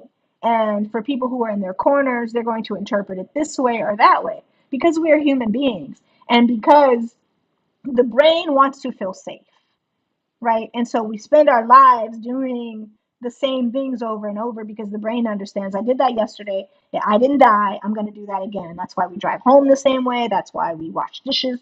We come up with systems, but it's our brain also understands and seeks comfort and safety. And that comes from, rituals like the patterns that's kept me safe. So that's why we get, like, I have a lot of anxiety. That's why we get anxiety around doing new tasks. Like the brain is like, is this going to kill me? I don't want to die. Is this going to kill me? And so we will find out whether or not these things that are being translated from the media to us, if the First Lady is going to try and clarify. And I think personally that we saw the beautiful center, but I think that she's putting that at risk if she doesn't clarify because, the Duchess has felt unsafe in so many places. If you're just going to get more of that, also the people those guys in the UK who were speaking on that panel, like if you're going to get a lot more of that fodder, then what's the point? Like, I don't want to put myself at risk by going to places where I know the end result is going to be that things are going to get mistranslated or they're going to get translated in a way and I'm going to feel sick. I'm going to feel upset. Uh-oh, I missed something. I'm trying to find out things about her blood roots. My sister-in-law's mom is the queen of their tribe in Ghana. Okay. The First Lady probably doesn't understand AA. She knows what she's heard or seen. It won't make any difference to the First Lady. Okay, so if we take that statement that it won't make any difference to her, then is that somebody that it should make any difference to me about? If I'm saying that I'm feeling hurt and I'm feeling upset and that a whole bunch of people here, like it feels like you're driving a wedge between the diaspora, and if you're saying that won't matter, why not? Like, aren't we all human beings essentially? What happened to my ancestors, I will not tolerate judgment because of it. I'm American and proud of it. Yes, April May. She was invited. The king's making her a princess. Um, yeah, change the convert. Meghan's ancestors, not Meghan. She was angry that in her own country they do not celebrate her as they did for Meghan. And I think that could be part of it. I mean, this is me. This is me thinking that, human beings have jealousy, right? Human beings have, like Michelle Obama would say, when they go low, we go high. That's the way I tend to do. Like, that's the thing I tend to do. And at the same time, we don't have that whole phrase, mess around, insert the F, and find out for no reason, right? Like, you don't want it with me today. She was angry that, okay, so I read that. You sound like a troll. Uh, it's similar to being adopted. Some want to know bio parents while others don't care as much. It is an inner awareness for each person. Um, Susie Q, I blocked. Okay, I can't see her messages. Um, so how do we come out of this better? So I would say that in my mind, I would say that mistakes were made on both sides, right? Mistakes were made on both sides. If you try and have, it's hard not to have a non. I don't know that you can have a non-judgmental conversation. I think that judgment is discernment, right? I'm trying to understand this, so I have to make a judgment around what is right, what is wrong, what was being done on both sides, right? Was there any ill intent? And so I think that's the thing. Are there any moderators? You guys think he needs to be blocked? You don't want to hear from him?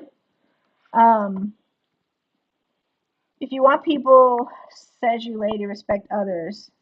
Yeah, you can express your opinion, perhaps just try and be a bit more gentle. In this space, the space is designed to have conversations that help us level up, right? And so let's just try and be more thoughtful about, how we're communicating. Of course, you can express your opinion. Um, I agree, Janet. This is a teachable moment. Yes, yes. I'm gonna give you some snaps for that. Um, let's see. April, May, we're sisters through and through. Proud Black American here. Political commonwealth to me and Meghan was not on a trip invited by the president, but I agree with that too. I think she was not invited by the president. She was invited by the military. And so if somebody was going to speak, it probably should have been the military if that's the case.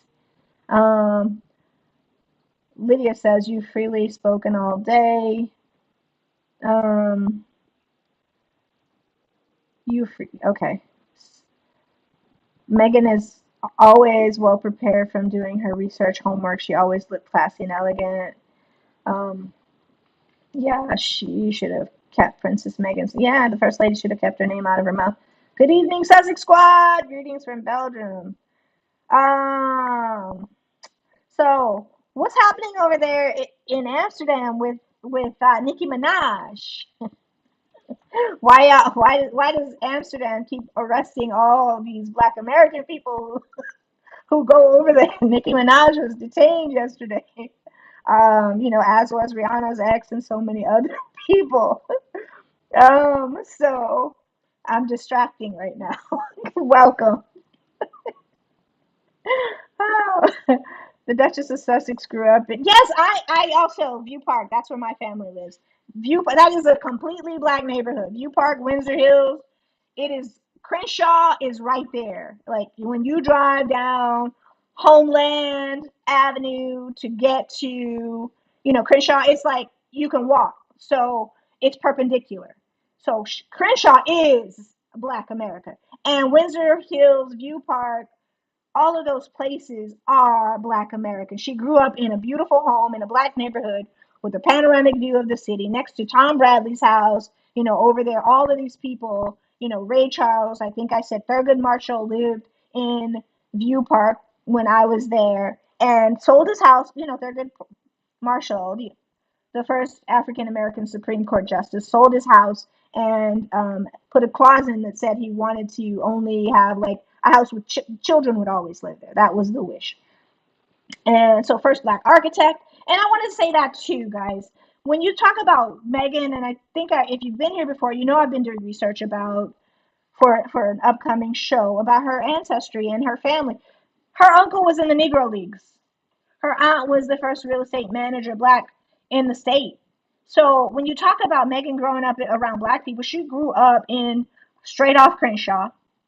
The jungle, if you will, is not far. And the View Park is also, though, this wonderful, beautiful space where the wealthiest Black Americans tend to live, or it used to be. It's been gentrified.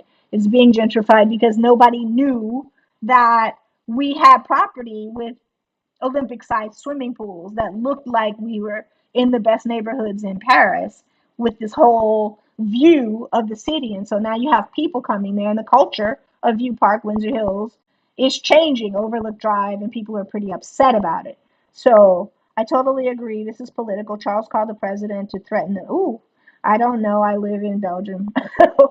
Okay. Have you heard about what's happening in Amsterdam? Um, did I totally agree? This is yeah, perhaps.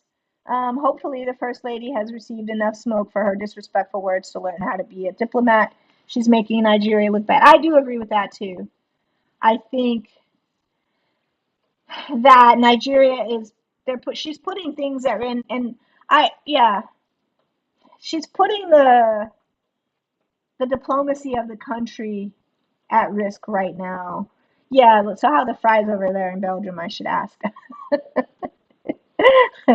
um, by saying these things because it makes me feel like, do I want to go to a space, and this is probably bad, that where I'm going to have to be defending the Duchess. And I can't say that that's the way all people are feeling, but I will say that when you get that kind of news translated back to you about a space, then, you know, you do begin to feel that way. So, how is Hercule Poirot in Belgium? Let's see. Hopefully, I missed that. Let me see if I can. Disrespectful words to learn how to be a diplomat. She's making that. Yep. I live in South Central and went to Crenshaw. Yes.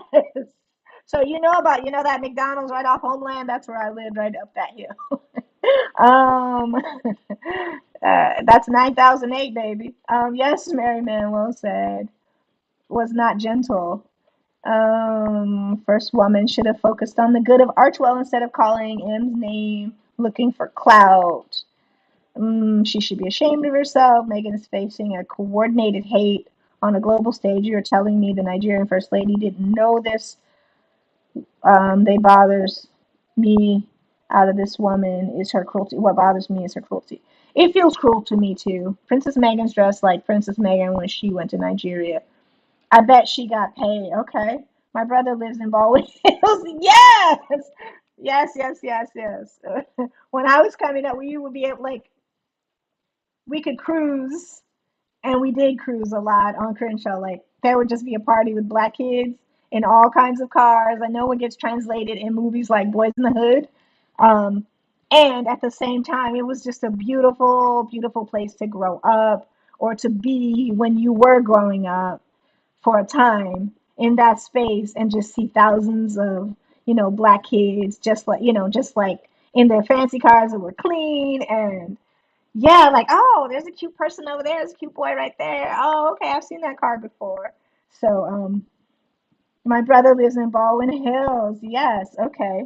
Uh, the air was not gentle. WH, the air was not gentle. I just came back from Nigeria. The weather is really hot.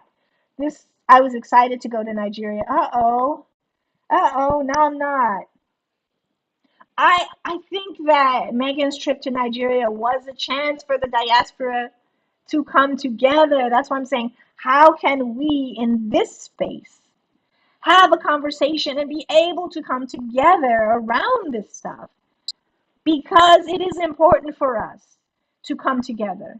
I mean, we can eat jollof or we can eat gumbo or we can eat dirty rice together. Like, how do we make gumbo out of this mess that people are attempting to make? Because we have, shady people, we have nasty people in every culture. And I think we understand Meghan's culture, or Meghan's not culture. We do understand her culture, a lot of us here, but we also understand what I was going to say is her character, right? And so when you understand her character, or we think we do, as Harry said in their first interview, as before they got married, we think we know them from what we read, what we see, and we identify with them, right? Um, let's see. Oh no, she talked about killing her husband. Oof. Oh yeah, that was fun back in the days. Yes, Crenshaw was amazing, right? And so Meghan got to grow up. She was younger when a lot, but she saw it because she was on that street. You cannot grow up across the street from and live next to all of these people and not be impacted. So by your culture, I think when people put up pictures of her in groups of all, non-black people that they're trying to say something, but we also understand that our neighborhood raises us too. Princess Meghan dressed like Princess Diana when she went to Nigeria. When KC3 and yes, Camilla visited, maybe the First Lady of Nigeria are doing a royal family trip. Yes, uh-oh. She knew it was going to be political. Would not be surprised if Charles had something to do with it. Remember, love wins. Okay. Princess Meghan looked classy and elegant as usual. Okay, are we still trolling? I don't know. I haven't seen it in a minute. She looked classy and elegant. She did take her own style. And with the way social media works, I'm sure some of the kiddos would have been influenced by what she was doing. And also, they're influenced by a lot of social media because when you look at the kids over there, or at least what gets translated back, those kids look specifically a lot like, dance like, turn up like Black American kids here. So, how do we come together around that? Nigeria is not a Muslim country. People dress the way they like. That so-called first didn't say a word about how the British tabloids talk about ish about her continent, but had the gall to talk about, okay. All I can say is Nigeria is a part of the Commonwealth. Charles, okay, the stubby little face in there stirring the pot. If M&H were still working royals and she dressed the same, nothing would have been said. I hope First Lady isn't allowing Chuck to be her overlord master attacking another black is colonization. Yeah, so like, are we feeling right now in this conversation any better? Like, have we been able to express any of our frustrations? Have we been able to think about anything any differently yet? Like, how are you guys feeling right now? Are we still in our corners? Like, what's the vibe right now? Because I sense still some tension. It feels a little bit lowered to me, but I could be wrong. Like, it seems like it's being turned now to Charles and the rest, because of course their trip would not have been interpreted the same way. And how do we understand that there's likely that kind of influence that's happening? And then here's another question. How do those kings interpret what she did? Like, because now Megan is a child of theirs. How do the kings and their wealth and their power, their for their systems have been around, their monarchies have been around for hundreds and hundreds of years, longer than even the UK monarchies. How are they translating? How's that? I mean, how's that being translated back to them?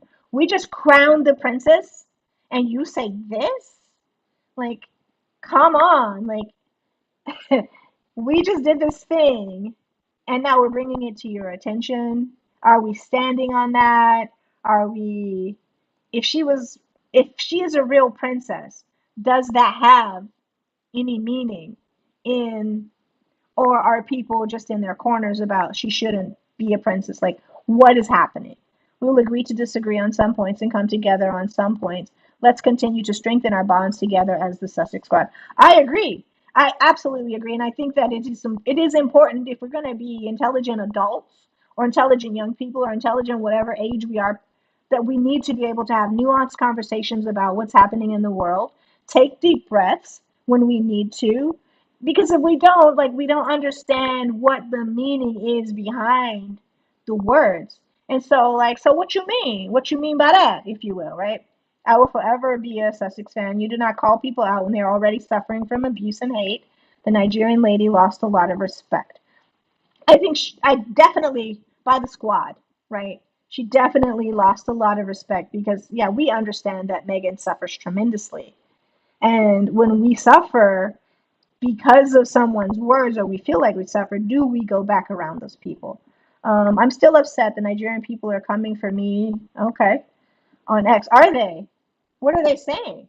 Cultures evolve. Don't mean you lose who you are because you're evolving. Instead of putting down your women, uplift them as they are finding themselves, and shaming them are not that they are not good. Okay.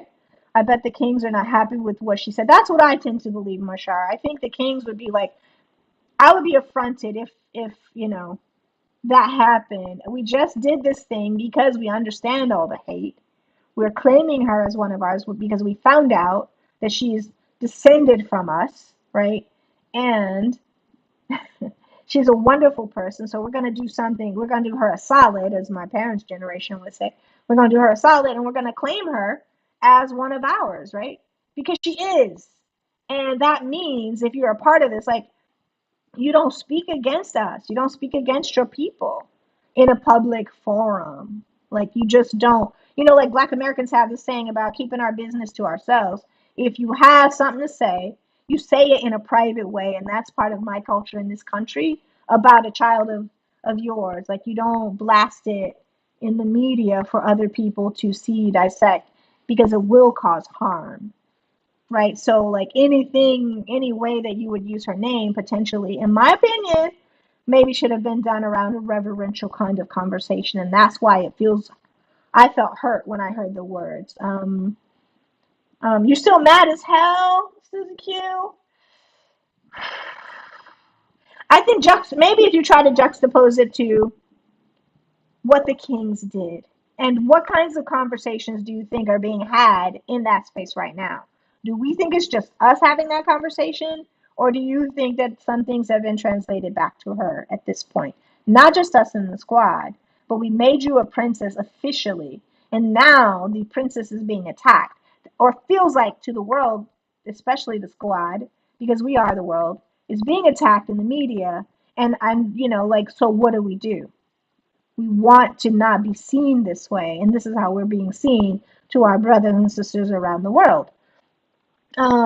Let's see. The fact that the first lady used her platform for this instead of responding to yep, the attacks is the British media attacks is curious. Let's forget that. Let's forget Tinubu. Wife for King came because of Meghan and Harry. I was flabbergasted. Okay, Jerron. Coco. Flabbergasted. I don't think the four kings came when they had KC3 visit. The first lady didn't refer to Meghan as princess. She said Meghan. Nah, I'll still give her smoke for her disrespect. Ooh, that's a point. That's a point. She didn't acknowledge the title. Remember who's first lady governor. Let's just say I had to school them about today's Nigeria. Um, Tinubu's wife is angry because no king come around her. See, that's what I'm thinking too, and I could be completely wrong. Is that is there, allegedly, is there some hurt feelings because I couldn't get these kings or I don't get the same treatment? Exactly, Marshar. It sounds like she's disrespected her Nigerian culture too, and what honor the kings bestowed on Meghan. That part, for me, that part, right?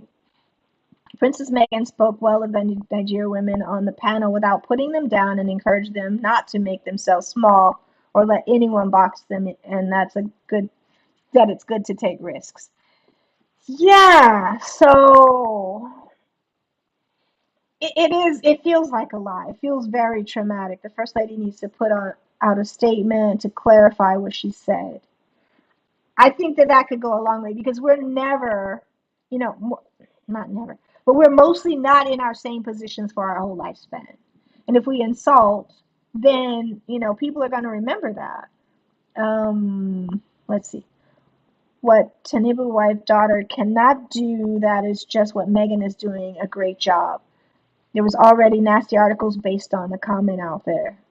Eastern Cape, cluster culture involved bare shoulders, and that's part of our culture attire. Yes, it is. Meghan's dress code is quite okay. No big deal. Meghan work hard. Why the children steal government money? I get tired of Nigerians inboxing me about how much they love me trying to scam. Oh, that was shade. That felt a little shady. And I see the tears. That was, ooh. But do we know that they're actually Nigerian? I don't know. Let's see. Where am I? There was, wait. I think Meghan worked hard.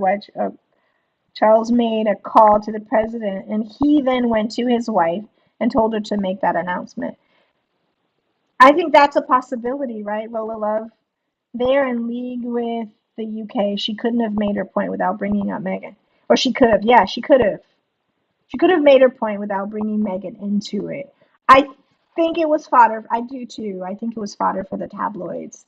And I think that probably she felt some kind of way, like she was excluded from, nobody's coming to do these things, and her children aren't going to have these same titles, and neither does she, right? So we are human.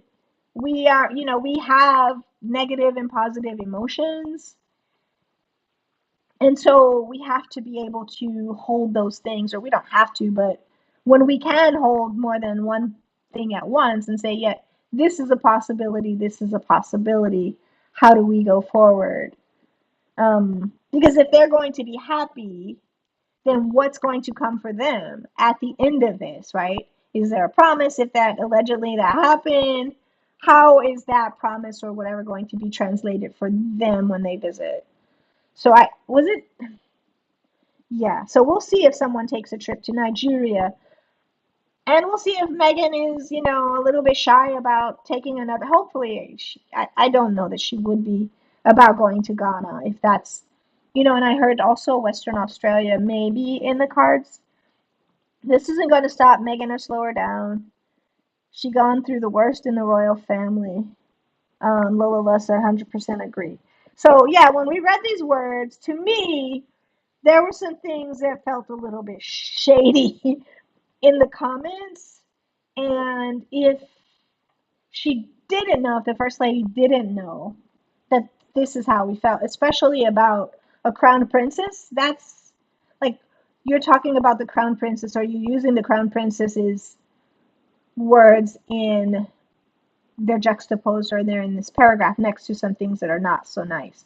Have you said a whole lot of good words about her that where people would give you grace, or is this one of the only things that you've said about her? This isn't going to, Dolores says, stop Meghan or slow her down. She's gone through worse in her royal family. Oh, they were Nigerians. Oh, they were. Okay. Remember, Charles wanted them banned from all Commonwealth countries. Yes.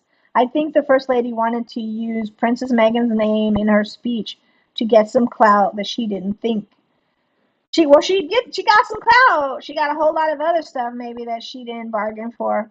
But she definitely got some clout. Well said, Dolores Sims. This is just another attack before Meghan shines with the full launch of American Riviera Orchard, hopefully this summer. We won't let them get away with disrespecting Princess Meghan. They will learn to put some respect on her name, the same way they do with the adult. Okay, Mary Beth. um, the First Lady of Nigeria, she wasn't in the room, in that room where the cream of, oh, okay, yeah, yeah, yeah. So you think a lot of people are saying, and I hope that other people aren't too shy to say, like what they feel because of what I just said. Like, I think that I felt shade. I felt shade. And if it wasn't shade, I want people to speak up and, say why they don't think that it was shade coming from the first lady, because I've heard that people say like a lot of negative things about the first lady of Nigeria. So, is it plausible, not even plausible, is it probable, if she is or has been allegedly engaged in certain things or is okay with certain practices, would it be far-fetched to assume that, you know, this thing is totally out of the realm of possibility, or not even likely, not even out of the realm, but not even likely to have happened, right? Let's see. Meghan in this trip did more for the kids than the First Lady has done in a year. Don't let the comments of the First Lady erase all the good and goodwill that was done during the visit by Harry and Meghan to Nigeria. I really enjoyed the visit and learned good things about Nigeria. Yes, like I think she was genuinely excited about going back. Is she going to be shy about that now? Is she going to say, you know what? I feel, and it's one person. And that's all it takes is to be or feel attacked by one person. Because again, the brain is like, unsafe, unsafe, unsafe, unsafe, right? And it's telling us this is not safe. And so if this thing is being magnified, Even if it's one person and it's intentional, like allegedly, then it's a job well done for the tabloids. They want her, it seems, allegedly, to not have a home anywhere. They want her to appear as if she is a colonizer. And, Black American women and American women and women from around the world are not going to allow that to happen. We understand so much more about who the Duchess is. And so, don't, let's see. Yeah, we understand her because we've been studying her. We are students of the Duchess, Meghan, Princess Meghan, the Duchess of Sussex. We are students. And okay, so I'm going to admit something. It makes me a little bit sad today to use the title princess based on what the first lady said. Is anybody else feeling that way, or am I just like, how, like, I just feel a little bit like, dang, you know. If Meghan had arrived in full Nigerian dress, she would have been criticized too. Absolutely. They would have said, how dare she dress that way? She's American and not fully Nigerian. Just salty female jealousy. Susie Q, if you can go back, listen to the First Lady. She spoke about the school children and them not being influenced by her attire. The private school is Muslim. It was good to see her beautiful dress in the end. So Davida says, I've been to Nigeria 9 times and have seen women dressed in their traditional attire with bare shoulders. The purpose of the trip is more important than the dress code.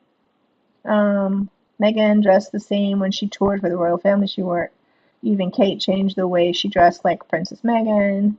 Um, Princess Meghan wasn't the only person at the school showing skin. There's a lady in braids. Nigeria is like Belize. Hot as HE double hockey sticks. Meghan and Harry get bullies every day by the British tabloids, and they're both still loving, humble welcome to anyone in their life and will help anyone in need, so I'm so proud of them. Yes, Merryman, we must feel defined, Meghan, every time we feel that they are throwing shade. They're always trying to give us a reason to leave her undefended, not happening. Sussex squad strong. And I think it's also enabling us to have some of these conversations that we need to have, right? Around diaspora wars. That's just me personally. The indomitable, indefatigable, inspiring Princess Meghan will not be stopped, and neither will squaddies. I heard her husband is called the Godfather. Allegedly. No Princess Meghan, Princess Meghan, Princess Meghan, Princess Meghan. Okay, squatters will call out the bullies. She should have said princess to honor the Nigerian. I agree with that, the Nigerian culture. Another, yep. 2 of the outfits Meghan wore sold out, of course. On point, exactly. Yeah, so let's just go. Like, for those of you who, let's see, let's look at the speech one more time, just so we know remember I put one slide in the wrong place. The message, so this is from the First Lady of Nigeria, Olurimi Tinubu. The message here is we have to salvage our children. The message here is we have to salvage our children. We see the way they dress. They keep forgetting that Nigeria, we are beautiful. You can see what they showcase on the stage. I said, we are fashionable. We are what is going on. We see what is going on. Okay, so that's part of it, right? And then next one. We are not having the Met Gala, and everyone, the nakedness is just everywhere, and the men are well clothed, so we have to do something. Tell them we don't accept nakedness in our culture. That is not beautiful. It is not beautiful at all.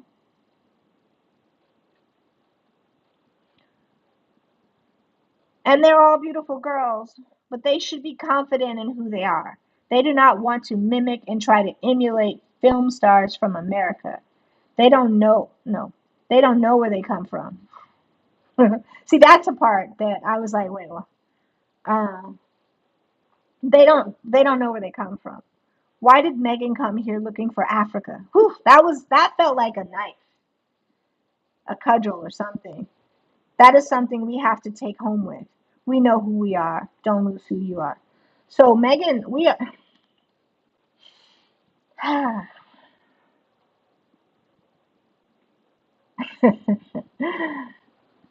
gonna read that again. You guys tell me, like felt I felt something though in this part of the speech in particular.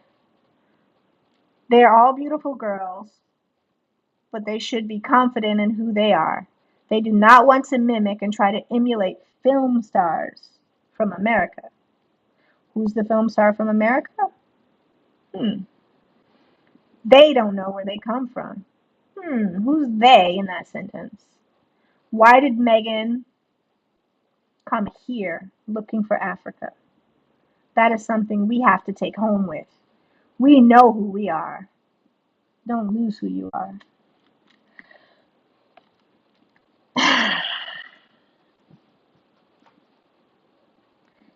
Come here looking for Africa as if Africa, yeah.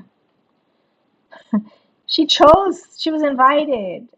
So she came there looking for Nigeria.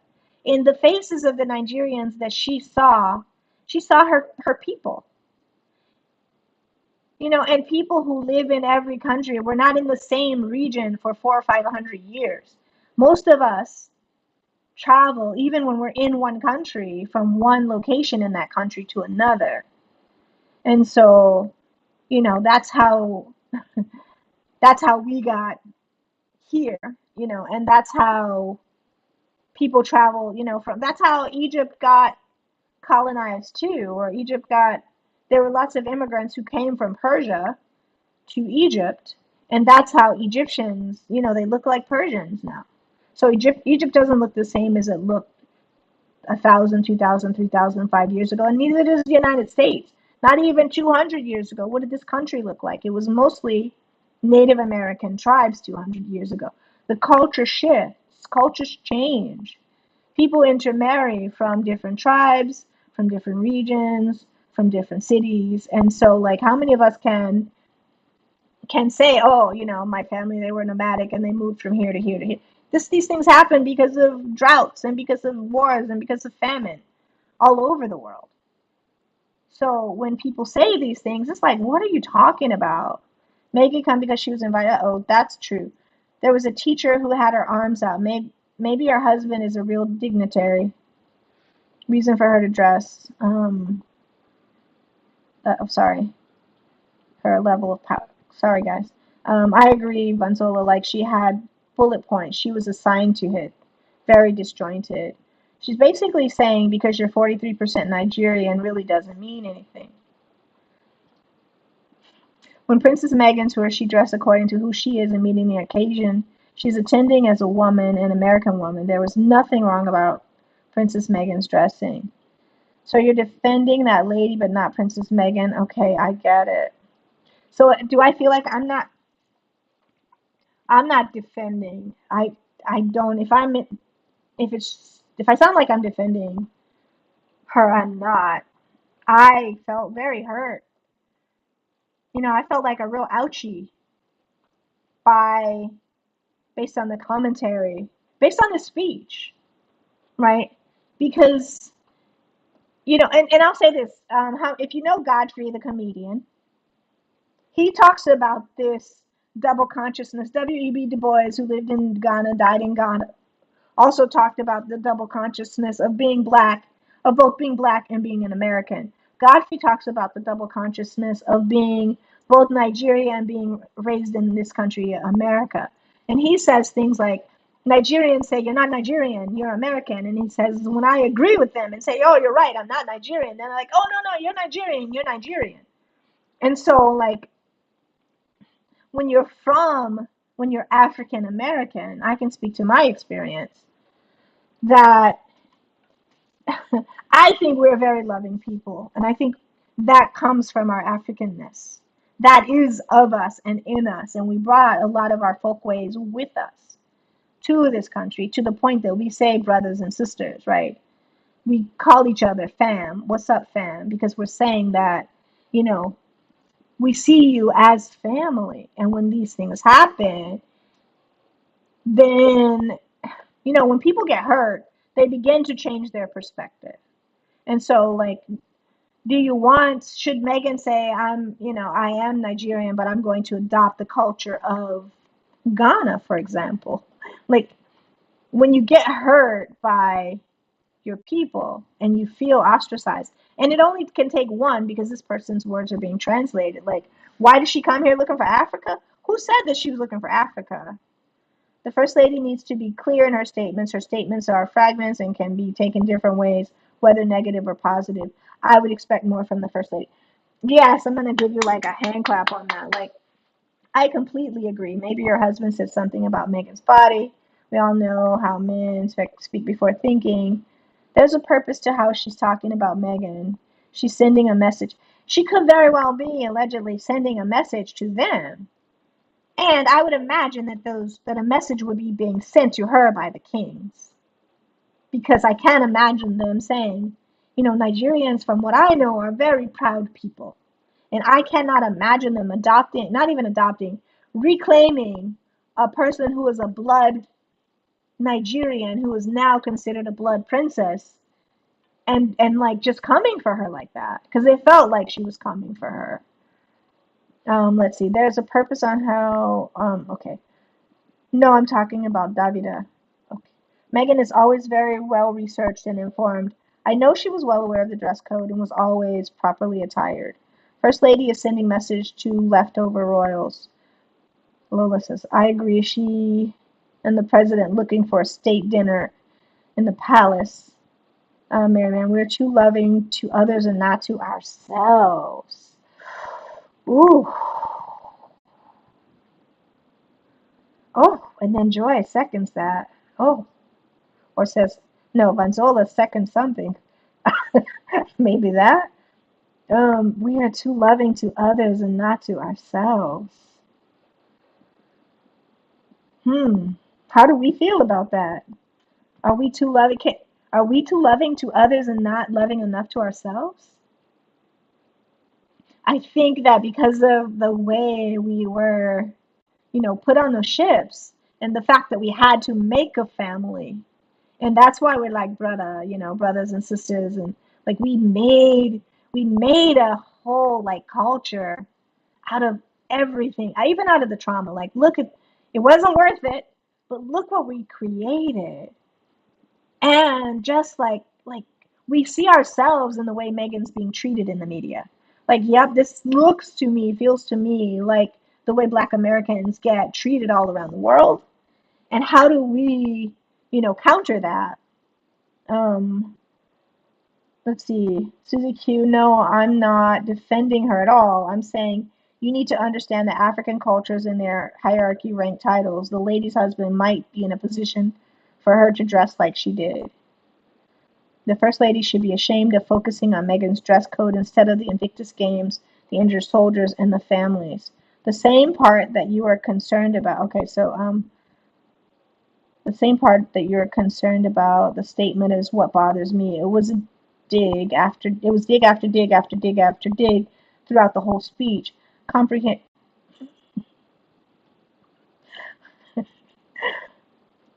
It did feel like if we just go to this last slide, how else do we interpret it? Like, if all we have are your words and we don't know you, we'll like, again, Black American speech, we'll know you like that. Like, if we don't know you like that and this is what we hear, are we safe with you? We don't feel safe with, allegedly, I will say me, I will only speak for me. I don't feel safe in this moment with the First Lady. With the First Lady, I don't feel safe. I feel hurt. I feel overwhelmed. I feel sad.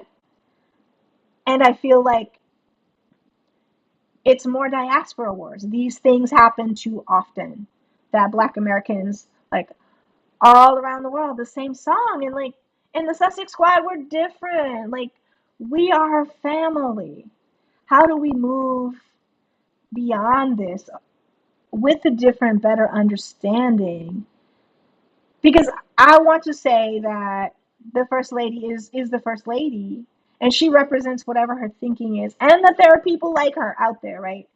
Even from my own experiences, do I think it's the majority of people? Absolutely not. absolutely not. Like, my neighbor is amazing.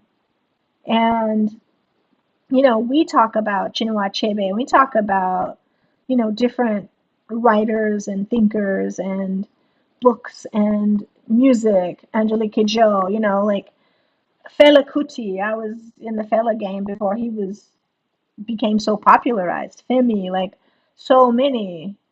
Yusef Lindor, like all of them. So not all.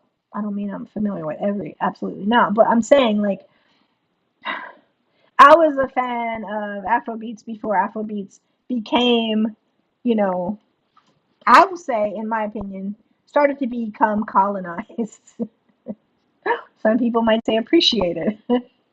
I see the same thing in my own mind happening with Afrobeats as I've seen with other kinds of black music. So that's how I feel, right?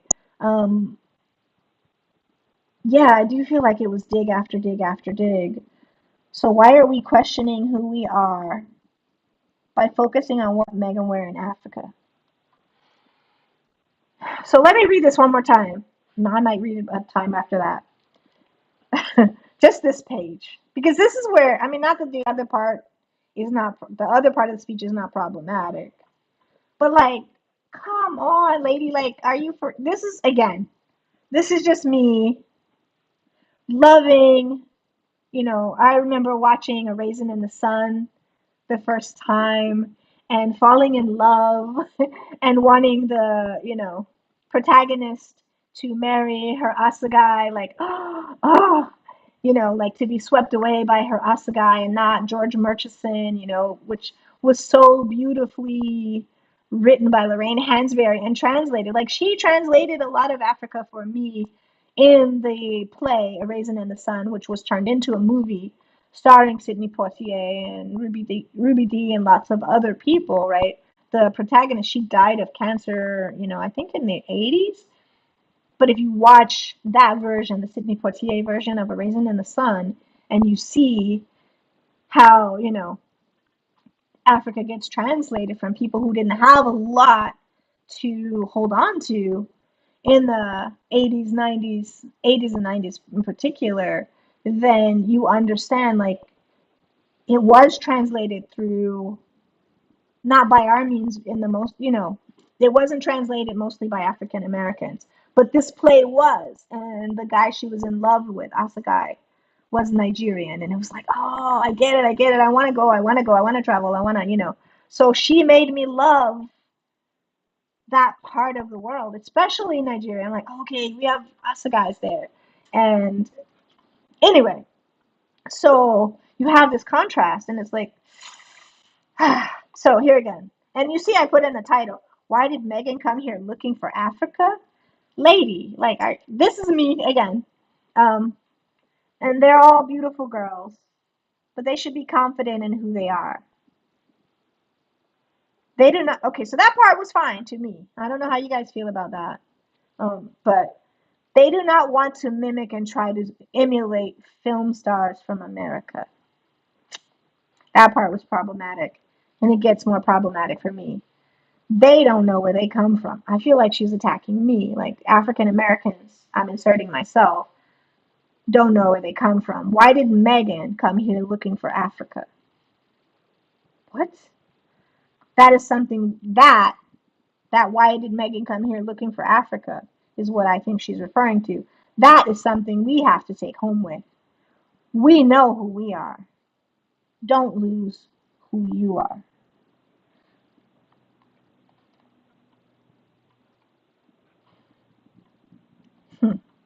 Thoughts? If your family or husband is a person of power, money, wealth, influence, it automatically gives you status. So you can pretty much do or say what you want. People will respect you or not. Mm. I think Michelle Obama, first our first lady, our forever first lady, carried herself in a way where she respected love and even came up with the when they go low, we go high.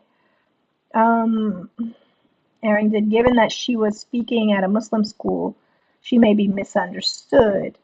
Clarification is necessary if she's being misrepresented. If she makes no comment, Then we could assume political. So we'll know tomorrow, right? Maybe. Davida, you can say all you want to defend that so-called first lady. She never said one thing about what the British tabloids said about Nigeria. So bye. Um, Merriman, that first woman could have called Kate Missington, who is well known for appearing in public with.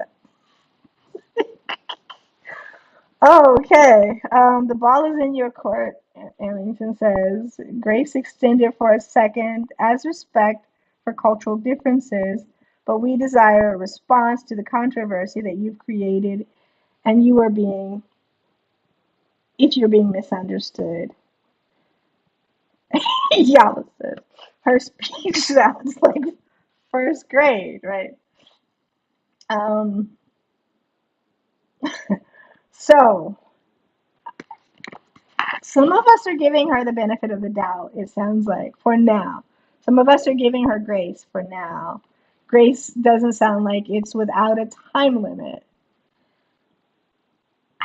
I think, yeah, and culture gets translated differently. Like a lot of people in this country, Black Americans in particular, have this thing about I said what I said. And so, like, if it was, if she said what she said, then perhaps it is what it is, right? And if she meant something else, then it would be in everybody's interest for her to try and clarify, right?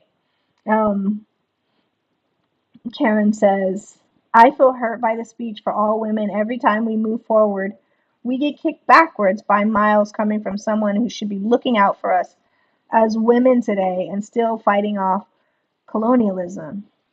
Yeah, like I did, I felt hurt too. I'm like, okay, she's going to Nigeria. Okay, they were all like, not they. Lots of people were excited when they found out, and they were claiming her, and it felt like that Nigeria was holding her up. And this is the first thing. Like, look how one person can shift. Because, again, the brain wants us to keep safe. And this thing is saying to us, not just Meghan doesn't feel welcome. What I feel like the consensus is that Black Americans see ourselves in Meghan, and we also feel like we are not welcome as a result of what this lady said. And that part feels dangerous and scary and harmful and hurtful. Like if we're going to have, like if we're going to have relationships and we're going to be able to come together, and we come together around our love for Meghan. And it might feel like to some of us, y'all need to check y'all girl. Like y'all need to check y'all girl. If what she said, somebody need to check y'all girl about speaking that way about our girl that we love. I don't know if I haven't felt a whole lot of love for the first lady. I have heard some respect, like put some respect on the first lady's name and Black vernacular intended, right? I'm speaking in the language that I was taught to translate to the people that are part of my culture. So I'm saying what I'm saying because somebody needed to let her know like that this ain't it. You know what she said is feels harmful, right? Um, let's see. Too many digs at Meghan and that hole too deep for a first woman. Please calm down. Okay, David says, please calm down.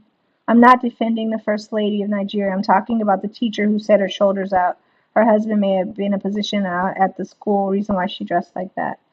The First Lady of Nigeria just sucks, says Vanzola Adams. Is that why I keep being kicked off of X? Let's see. I hear you, sister. At Merryman. Here, here, Merryman. We can ride at David and Paul. Angela says her husband is the co-founder of the school. Okay, so she dresses like she want to dress. Then, just like with Kate, give no grace. Says Marshall. I am Meghan Markle. I am Marshall. A hard but ride or die. If you come for one of us, you come for all of us. I agree, and I just think we need clarification on, like, are you standing on what you said, even though you know that it was hurtful, right? Yala says, I'm Black Canadian, and I was offended by her audacity to have such a platform and speak in a way that does not all value to the world. And so, yeah, it didn't add, for me, it didn't add anything positive to the discourse around Duchess Meghan. It feels harmful because we're all here in this space and we're talking about her in a way that's not love and light. It's like we're trying to shed some light on it, but it is not, it doesn't feel loving. It's like, okay, so what you mean by that, right? Um, Davida, Susie says, I'm with you because you keep saying might, which means to me, you don't know what you are saying. Okay. Hmm. Um, okay, love Canada. Davida, I meant I'm done with you. Oh. After putting fire on the theater, the first woman is seen counting an endless supply of money. Oof. Ah. The more that Karen says, the more that speech is explained away to be justified, it just gets it's a very bad speech and worse yet. So wanting to use Princess Meghan's name to identify, I can't get with it. I am Meghan Markle. And you know what happens too in this country? So if in this country, lots of Black Americans, again, I'm just speaking from this lens today, with respect to the Supreme Court Justice Clarence Thomas, have not ever felt safe around with based on his policies, not to mention what he just wrote, against the 14th Amendment recently. Like, say what? What? And against Thurgood Marshall's Brown versus Board of Education, he thought that was decided wrongly. That segregation in schools should still be a thing, and in public spaces, maybe allegedly, it should still be a thing, right? This is guy from Georgia. And I'll just tell you something about me. I have an uncle, or he passed away. One of my uncles, brilliant, brilliant, brilliant. I'll say that. We always had like issues, like, because he was a male chauvinist, and not only that, but we thought alike in other ways. Like he respected my thinking even as a kid, and so we went through our stuff. But we would always like have these heavy conversations. So one Christmas, I wanted to make kind of a mean joke. Now I'm going to tell you guys too much about myself, but I wanted to make a mean joke to him, and so I went to the bookstore because he's a reader and bought him an audiobook because he was in his, I think, 80s at that point. And the book was titled My Grandfather's Son, but it was by Clarence Thomas. And I wrapped it up and I'm like, Uncle Fee, this is what I think of you. And so here's your gift. And he was so mad. He called my he called my mom. Mom's like, you have to clean that up with him. Like you can't do that. Like you can't give him a book by Clarence Thomas and say, this is what I think of you. So that's what allegedly this first lady's speech feels like. She's a kind of Clarence Thomas who's not there for black people. And so the way the black American experience gets translated is that we have to ride for each other because we've been chattel. Like I don't know how safe we are right now with this current Supreme Court, allegedly, and what they will try to do to us, right? Because they keep changing and pulling back, and they're against diversity, equity, and inclusion, but not for themselves. When you talk about the Harvards and all these programs that they get into, 35% of the students are there on legacy, which is affirmative action for rich people. So they don't have to have the grades, they just have to have the money or somebody who in their family went there. After putting fire in the theater, the first woman is seen counting. Oh, okay, I read that. The more that speech. Okay, yep, I did. I think I read that too.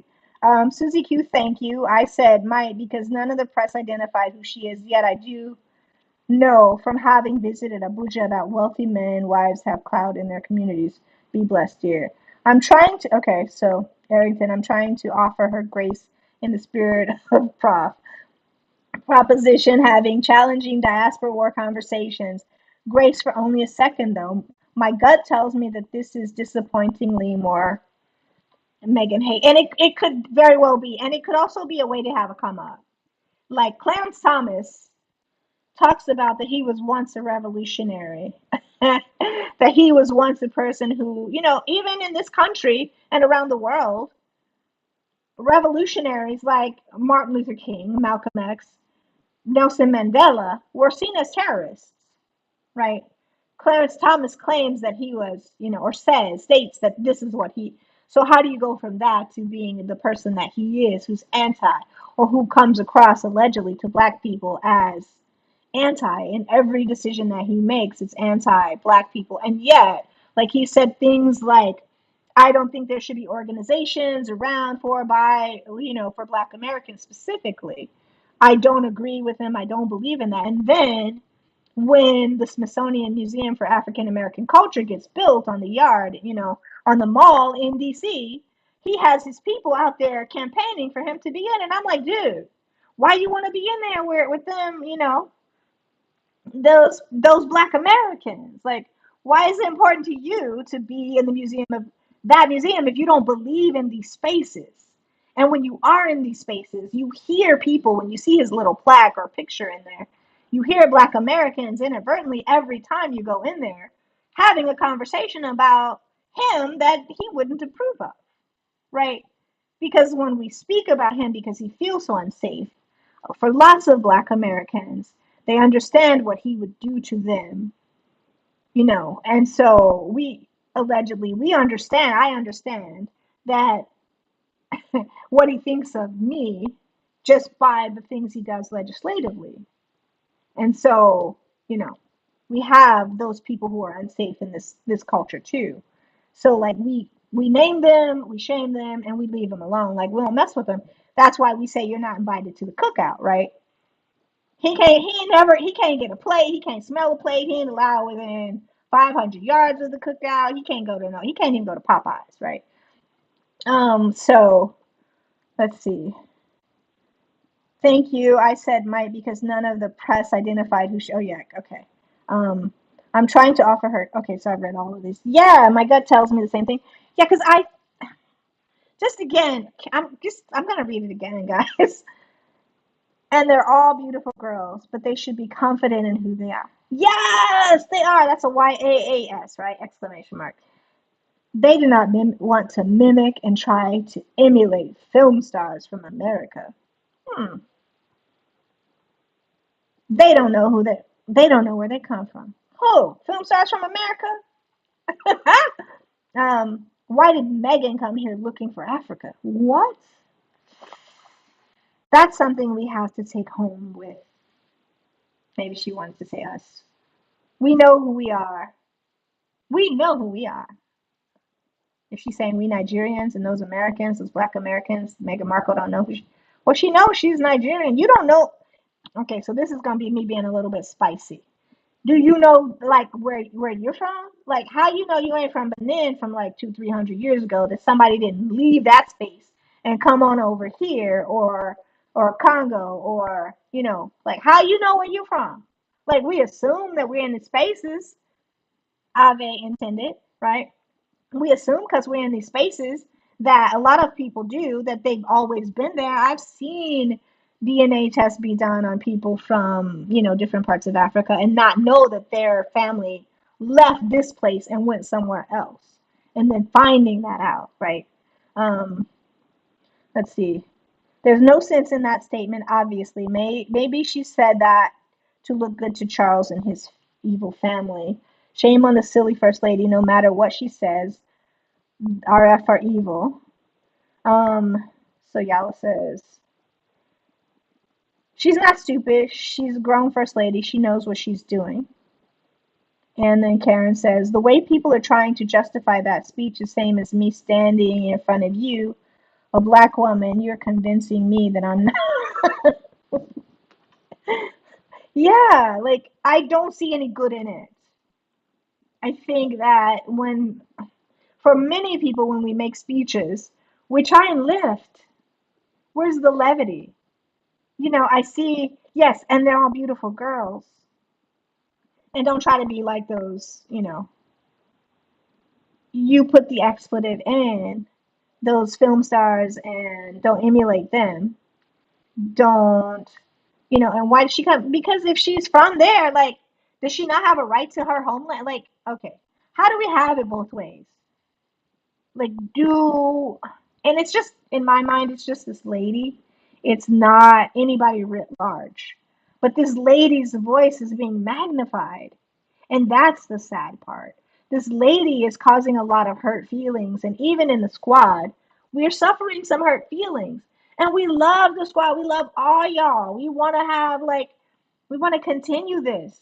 We just want to have understanding. And really, like, we want y'all to check her. Like, if you're from Nigeria and she doesn't apologize, and I'm speaking for myself, as a Black American woman who is likely descended from there, at least in part, because of the vast size and the many ancestors that I came who had kids for hundreds of years, like, we want somebody to hold her accountable so that we can begin to feel safe again. And when people, this is me again, when people try and translate her words in a way where it feels like they're justifying her words, then that's also harmful. Like, if I say to you, I feel harmed, and in your first words aren't, how can I help? And it feels like you're justifying, then that's, I feel further attacked. And I think that that's what's happening here, right? Um, Arrington says, I am Meghan Markle, 10 toes down, ride or die, clock ticking. Treat others the way you want to be treated. There's no sense in that statement. Obviously, maybe she said it to look good. Yep, I think I said that. She's not stupid. Yep, I said that. The way people are trying to justify that speech is me standing on you in front of you, a Black woman. Yep, I agree, Zinzi. I can't find the good in it. Can everybody please like the post? Yeah, can you guys? Thank you for saying that. I rarely like. I just wanted to come in and try and see if we could have something to unify around.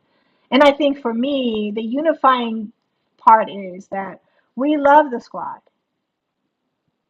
We love the squad, and we want the squad to be what we believe it is. And if we're feeling hurt, and many of us are, we want for our sisters and brothers of the diaspora, especially if you hail from, or know people, to hold that person accountable, to say, you're not feeling that way. I'm sorry, that you're hurt. What can I do? To listen, not to respond, right? To just listen, to so that you can understand that today is kind of a bleak, and I don't associate dark colors with negativity. I'm sorry, I don't buy into that. So I'm not gonna say it's a this color day or that. It's a bleak day. It's a painful day. And so that's how I'm feeling. When I was like, what is happening? Why do I feel so sad? And it's like, oh, I feel like I've been punched. And I love the squad, you know. I love the squad. Like, I do. I'm doing this. I love being a member of the African diaspora. And I am not a bad word, and I want us to continue to, grow and not go again through this cycle of trauma. So if we feel like we've been traumatized, and many of us feel like some trauma around this, we don't want to just like excuse it and continue in the cycle of trauma. Trauma happens, okay, everybody apologizes and it acts like they're going to be nice, and then things stay normal for a while, and then another attack. And then I feel hurt again, and then, oh, I'm so sorry, and then people go back to normal, and then I get attacked again. I don't want to be in a cycle of trauma. Same with the cycle of anger. I want to be in a safe space. And I believe in the squad.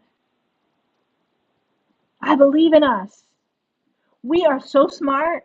We do these intersectional conversations around this and that and this and that. And sometimes people in this country mess up. when Barack Obama was president, I did not agree with everything he did. There was some things I was like, wait a minute, dude, like, nah, that ain't cool, right? I don't even agree with myself 100% of the time. What did Kendrick say? I'm bipolar. I choose violence. And so, when we feel like a violent act has been visited upon us, sometimes we respond in that same way. And if we're saying, okay, guys, we need you, we love you, how do you help? This situation took me back to the situation at the palace with Lady, what was her name? Yep. Ask where she was originally. Yeah, I remember that. Daughter's managing the negative comments. Was she prepared for her mother's comments? Oof. We will not justify bullying of Meghan nor tolerate it. The message must be sent loud and clear. Why the First Lady did not tell her daughter to put, well, um, Maryman, I'm with you 100. For all those seeking to justify with the First Woman's feud, ask if she would have used the late in such a way. I have to, okay, I'll see you later, Vanzola. Um, yeah, like, when I deal with people, right? And I used to be a teacher, right? I think I always will be. um, but I always try and, you never want to just have criticism, criticism, criticism. You always want to try and couch it in praise and not in a like a negative way, like, oh, you know, like if you have a daughter and she's about to go out, or son in something that you don't approve of, and you're like, wow, that color's so great on you. I love when you wear that, and can you put some longer shorts on? And yeah, baby, don't forget to take your coat. Love you so much. Oh, that outfit looks good. Like you don't just attack, attack, attack, attack, attack. You should say at least, and I'm gonna say at least twice as many. I would say more like, you know, 10 times as many positive things with somebody that you care about than negative things. Because it just can be, and even if it's a third of the time, that's too much negativity and it can be very overwhelming. And when people say to you, I don't care, like wherever you're from, if someone says to you, that hurt my feelings, so maybe we should just pause and say, oh gosh, I'm sorry that happened. What can I do? How can I help? Because it's also, it's easy to be in a defensive posture, but I don't know how much good it does. If you're in a defensive posture, then it looks like you're against me. Like I'm not trying to fight. I'm just trying to say this is how I feel. I don't want you to be in a defensive posture in defending someone else. Just deal with my feelings for now, right? Deal with how I'm feeling and legitimately, like deal with those things. And then we figure out how we go forward. Like, oh, baby, you're hurt. I'm so sorry. How can I help? Like, I mean, for me, can we start there? Let's start with this is how I'm feeling. And, you know, this person that we can name caused us some trauma, some harm. And because we can name her, because we see that, we feel that, how do we as family, how do we help each other get over, that old civil rights song, How I Got Over? How do we help each other try and get over? Had the first woman visited that school, she's a capital mess. Do you guys think the military in Nigeria is trying to do a coup? Ooh, that would be wild. The first lady is a grown woman in leadership position. She's prepared the speech. There's no mistake. Ooh, that's sad to think that could be the case, Yala. I'm not hurt by what the First Lady said. She reaffirmed that some in Africa still doesn't accept Black Americans as part of them. Truth is, we are, and we are Americans, so that makes us globally powerful. Lydia says, bye, Vanzilla. Okay. I wholeheartedly agree, Marshall. I'm not hurt, but the state of disappointment continues as usual. Yeah, I am hurt, and I don't think it's representative. I don't think it's representative of the majority of people. I think you're gonna find that almost anywhere you go. And in the squad, if we are family, when we say this is how we're feeling, how do we mitigate that? How do we not cause each other harm or more harm? How do we say to each other, I got you. I'm going to have a conversation, even if it's not a conversation with her specifically. I'm going to leave some comments on her Twitter page because, guys, we work in this space, and I haven't discussed homework, or hopefully I know you guys have been out in these social media streets commenting and saying things, and taking back that narrative, because I've seen it in some of the different vlogs and in the blogs that I've been on. I've seen the comments about this person, and I found out more about the first lady of Nigeria and her husband than I cared to. And I'm like, oh, that's some heavy stuff. And if some of these things are true, you know, when you lie down with whatever that person is, you're gonna get up and you're gonna have them on you. So whether it's good, whether it's bad, like I told you guys, if for those of you who've been in the space with me before, you might remember that Zinzi, my name, it means, in Tommy's words, you did it, right? Like you have no one to blame or credit really. I mean, but yourself, like you did it. And so like she did it. Then you can call her Zinzi. Like she is dealing with the repercussions of her Zinzi, right? Of that thing. And because of that, she's dealing with her feelings. And we're letting you know, she's been let know by apparently lots and lots of people. And if it is not the fame that she's seeking, then she probably wants to clean it up, right? I'm hurt for a black woman to come out and bash another black woman is mind boggling. Yep, Felician, thank you. Treat others the way you want to be treated. Lots of Nigerians deny their nationality due to the situation in the country. So why are the bullies crying? Charles said he doesn't like Africa culture after all. Love you, Megan, for who you are. And then Yala says, there's no justification when it comes to hurting Megan. We are Meghan Markle. And we feel it. Like, we are. We know she grew up in Baldwin Hills. Like, we know what that community looks like. If you don't, go check out Issa Rae's Insecure. It's on HBO. It's also on Netflix, right? If you have a Netflix, you can watch Insecure. And she shows you all of LA. And when she goes to wealthy black LA, she breaks into a house with her boyfriend and they go swimming one day. And that's what Baldwin Hills looks like. It is Beverly Hills ain't got nothing on Baldwin Hills and View Park and Windsor Hills. Nothing, not even on Leimert Park, So these are these beautiful enclaves where black people live and exist in Los Angeles. And people are shocked because often they believe the stereotypes. They don't understand. Just like with any, West African country or wherever else, people believe the stereotypes and don't think that there are cities, or you just like, are you serious right now in 2024?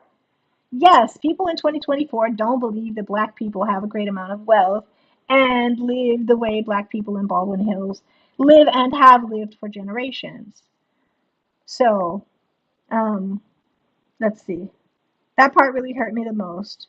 Is that when it felt that she was justifying because I dress to a certain way, it gives men the right to take advantage of me because I'm not modesty dressed. I deserve it.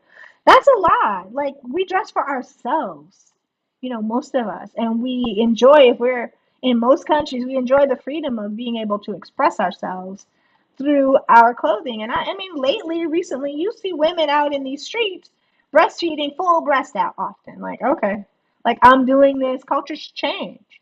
People are not necessarily shamed anymore because of breastfeeding and having an exposed breast. And don't most people don't stare. They know that baby needs some food and you'll pull it out if you need to. And most people try to cover a bit, but if you can't, you can. And I think that that's changing in this culture too, right? Um, I have a Ghanaian American friend who told me that once she came here and learned about all that our enslaved ancestors went through, it was an eye opener.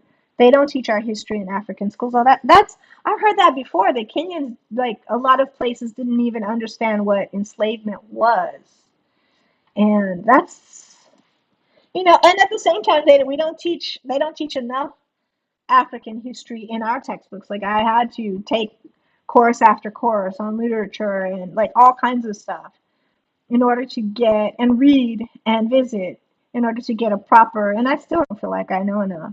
We all need probably we could all probably do better. Like knowing about each other, giving each other grace, and not being, not being fools. Like, I'm gonna give you some grace. But like Tupac said, I ain't no killer, but don't push me, right? Don't tempt me, because I ain't no, because we all have that within us too. And the brain, for us to stay alive, we need to be safe. And if we need to fear you, and it feels like that for me today, then if the brain doesn't know, then we could just be done and not know it. But the brain has developed, the amygdala and the prefrontal cortex in order to keep us safe from threats. And, the amygdala does that job for us, that whole fight, flight, or freeze part of the brain that is designed, that we call it lizard brain, um, reptilian brain. You see it in cockroaches, you see it in insects. If you're ever in a space and turn on a light in a space that has, certain bugs, or if you go somewhere and there's an animal and you walk, you'll see the animal scurry away or hide in a hole or something, right? Let's see. Their opinions of us as African Americans are shaped by movies and such. We are not all wealthy gangsters or drug dealers. We are just as educated as they are, and we have morals just as they do. And I think that African Americans, a lot of African Americans consider themselves morally superior to lots of different, like to the oppression that happened to us, because we wouldn't have imagined doing the same thing. We didn't do that to other people. And even when we got free, we didn't wage war to try to get any kind of revenge. Most African Americans just want to be left alone, to live our lives, and to love and to be happy or to be content without being bothered by haters and people who would do us harm, I think. Um, Marshar, I seriously would be surprised if the First Lady apologized to Princess Meghan, at least. I hope she does, but don't expect it. She may be First Lady in her country, but she means nothing globally, especially in America. I think, yeah, we as the squad know who she is, and the tabloids will say, and people who follow this very carefully, just like politicians who follow Meghan very carefully, we will see and understand that this thing is, a product of her, but most specifically, like, not even, I would say, not even 2% of most Americans will be following this closely and read or understand this. Although I saw something on a web like MSN, doesn't mean it's going to be reported on MSNBC. If it does, then they'll hear for 10 seconds and they'll say, "Oh, okay," and they'll keep going with their own, or that will it will be a confirmation bias against, like for some people in Nigeria. Okay, that's why I don't want you going there. That's why, I told y'all those people, like people, parents, grandparents, they say often that, and they on both sides, on all sides, encourage a kind of divide. And we are here because that's not who we are. We don't want a kind of divide. We want to be able to love and have relationships with, and to be able to call it out and say, how do we fix this? How do we, as the squad, get better based on this trauma that happened to us? Because when we feel trauma, when we experience it, it's hard to go about your regular life when you're stuck in your, emotional brain. You can't get back into rational brain. And so you begin to take care of yourself, like, okay, I don't want to feel like this. What do I need to do to shore up myself emotionally? I'm going to do A, B, C, D, and hopefully that will begin to work. And that, if that doesn't work, some of us sleep, some of us eat, some of us take walks, some of us watch YouTube, some of us, like, we do things. We color, we write, we dance, we turn on Kendrick Lamar, we watch, like, information on these things. Whatever it is that we do, we sew, we create to try and distract us so that we can begin to feel better about whatever it is that's happening. But I think it's healthy for us to engage in these conversations and to have discourse around the thing that's been said and done that is causing us to feel a kind of harm in this moment. Because I think for the most part, we love each other in this squad. We feel like we're family, and we hope, maybe some of us expect, that when somebody harms us, that somebody's gonna say something, right? Who gonna say something about this person that just feels like they assaulted me. Somebody needs to step up and check whether it's kings, one of the kings, and that's if the first lady doesn't say something, it doesn't mean that somebody else who has more power can't stand up and say, nah, that wasn't cool. In however way they say it, like Meghan is a part of us. She is a princess we did not agree with. There are lots of powerful people in the country, and so if it doesn't come from her, I think my hope is for it to come from other people in Nigeria. And if it doesn't come from other people in Nigeria, I think people will be feeling a certain kind of way. And I wouldn't be surprised if another, like Ghana said, we ain't gonna do that. In their, they were brilliant in their campaign, the return. Like they were very brilliant in the return campaign to get African Americans to come back.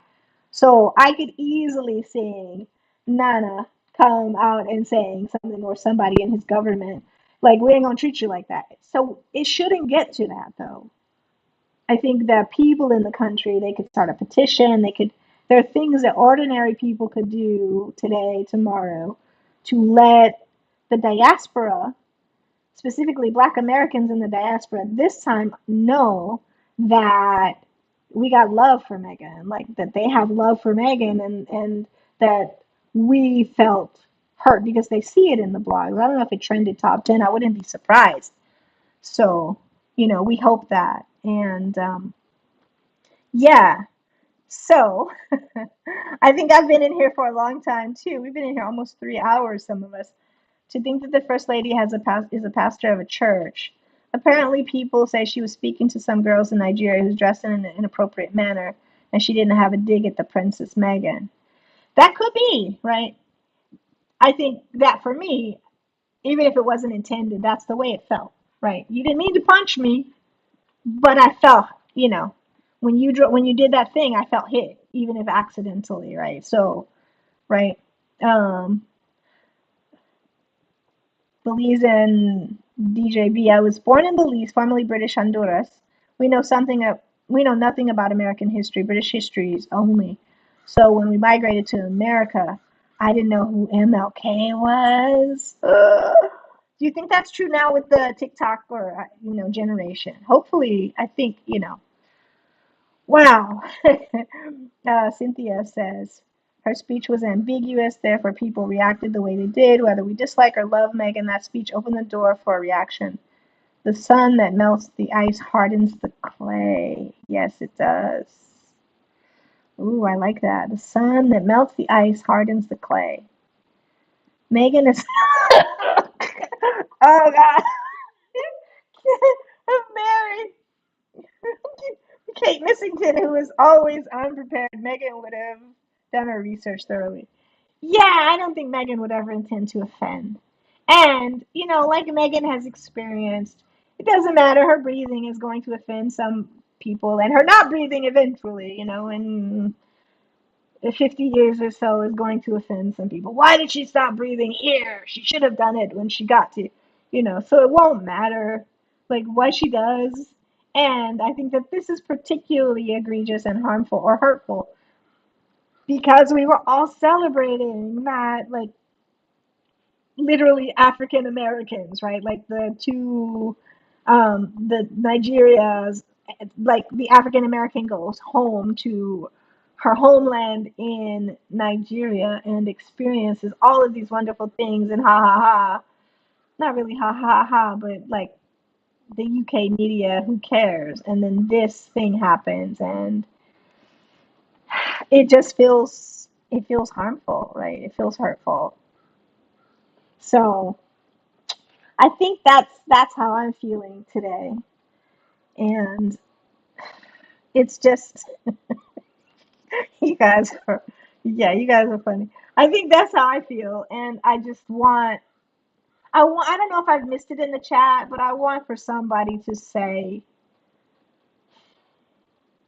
on behalf of, X, I apologize for the bad behavior of that person, though I had nothing to do with it.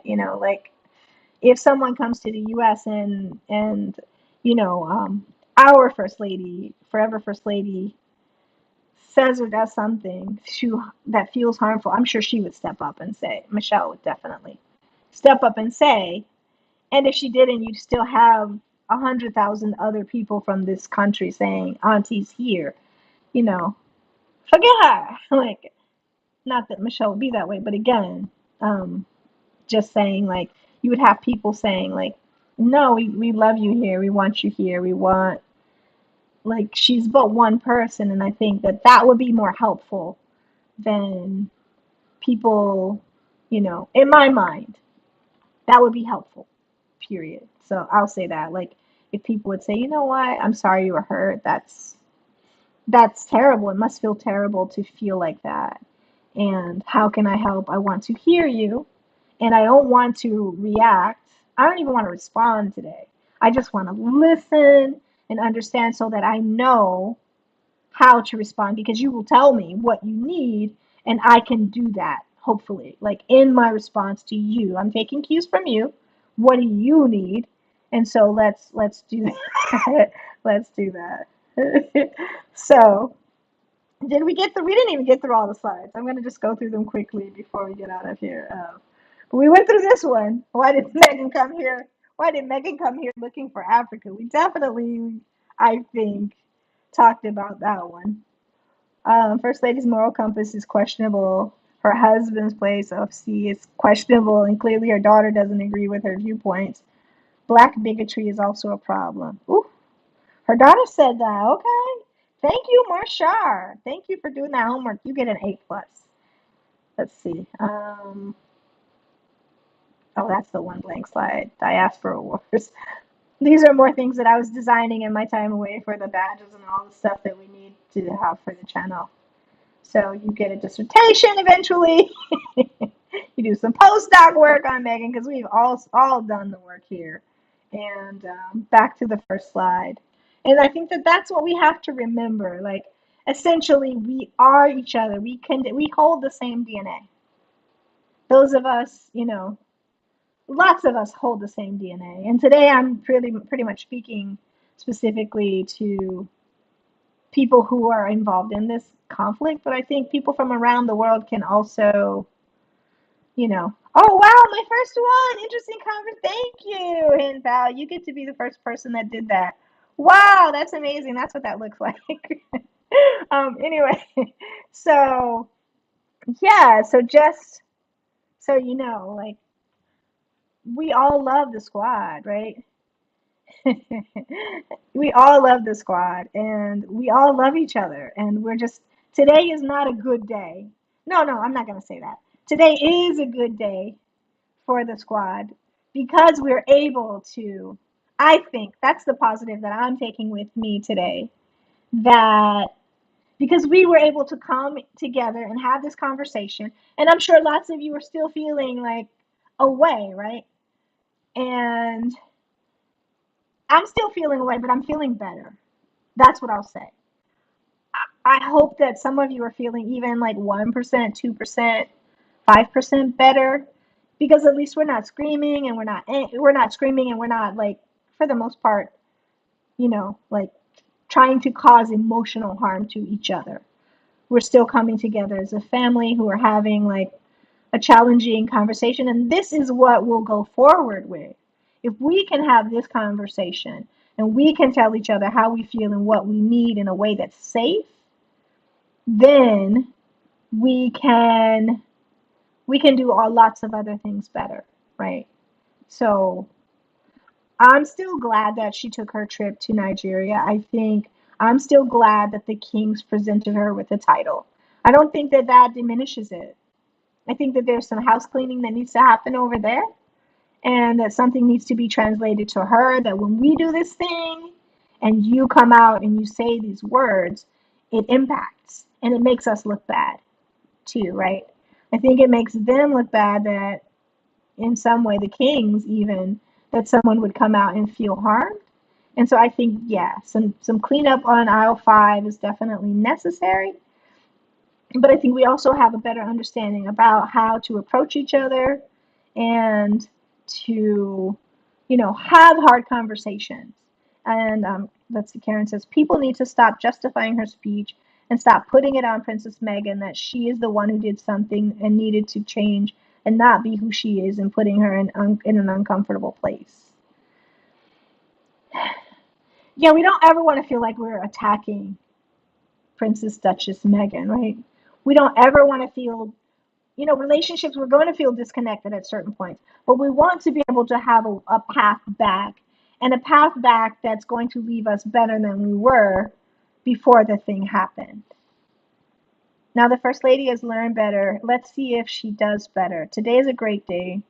Okay, we'll see. The Sussex. Yeah, we are. I agree. I agree. And thank you for. I love the heart emojis and the flower emojis. They just like lift me. I do agree that, like when you get in your first relationship or whatever relationship that you have, this is how I feel. And I didn't invent this. Someone told me this a long, long time ago, that you don't know a person until you get in your first fight, like in a relationship, and how they fight. For me, it's determinative of how or whether I'm going to ever be with that, if I'm going to stay with that person.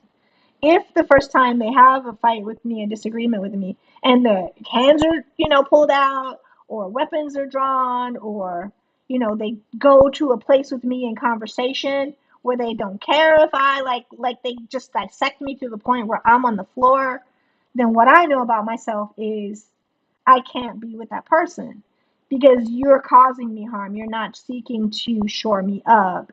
You are seeking to win, and you can win it every time. Like, you can have this if by me engaging in conversation is going to end up with me having great harm, because you're going to attack me too. If I love you, if you love me, if you want to be with me, you're not going to do those things. Like, you'll find a way, to be soft and gentle in that way. And if you're not healed enough, if you're not well enough to engage in those kinds of conversations with me, then I won't have them with you. I would say, yeah, you know what? Last time I left and I felt like I had a black eye. I felt like I was Drake when I left the conversation. Like, after the battle, like, I was just, my whole career was destroyed. Like, that's not what we want.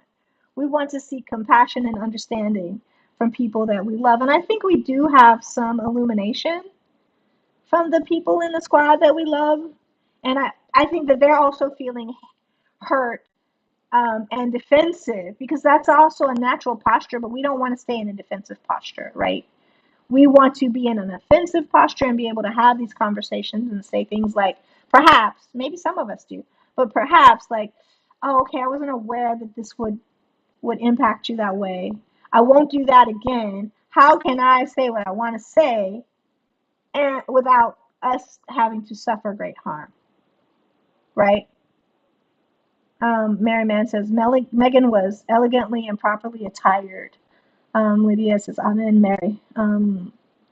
They all need to do better and put that respect on Princess Meghan's name. It was 100+ degrees. Ooh. Preach, Mary Mann. For those in the back, let me repeat: Meghan does her homework research, and she came prepared. She dressed appropriately and deliberately to distance herself from those in the UK. Yes. And so, and when she felt like, maybe when she felt a little scolded, maybe someone said something, we saw her look beautifully attired, even though she was wearing Nigerian designers. We saw her look, even in the red dress, right? We saw her switch it up and put on something that is, in some people's minds, more appropriate for her. Maybe they're trying to auntie her. But I think it was the sunning, right, that I felt like. You guys know what sunning is. It's like, when somebody tries to make you a child and lecture you, not speak at you, speak to you on your level, but speak at you.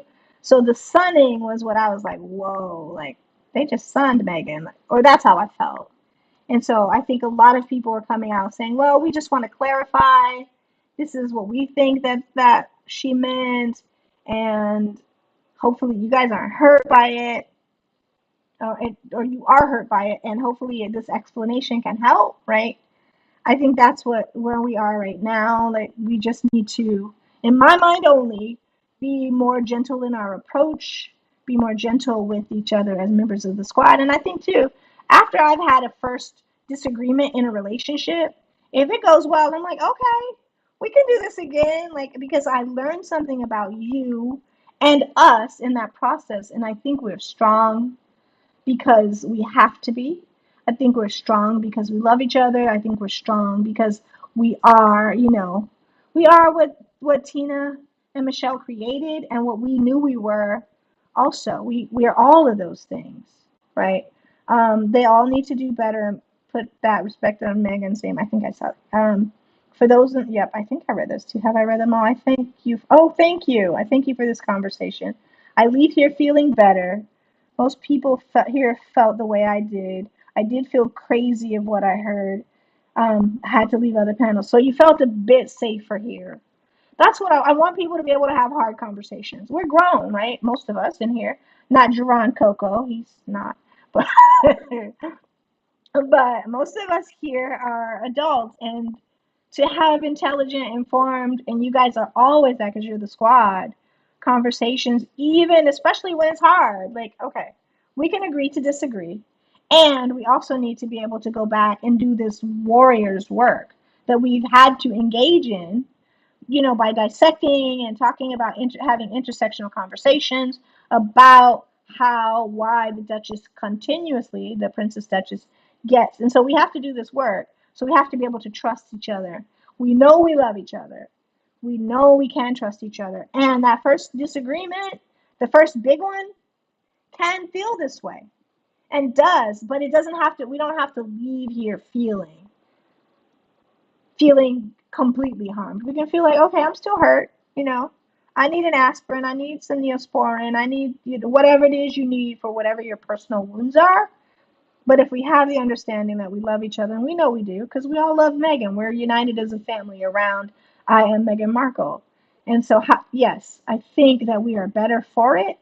And once we've experienced this and we've gone through this stage of grief, because we're in the stage of grief too, like we're experiencing like denial. No, she didn't say that. That's not what she meant, right? And so we're going through those stages to like, um, yeah. So we're doing the whole until we get to acceptance, like, and then we will end up going through that again. Maybe though it'll be easier because again, like you guys, hip hop head Kendrick talked a bit about like, I hate you like I'm young. I was like, yes, I got.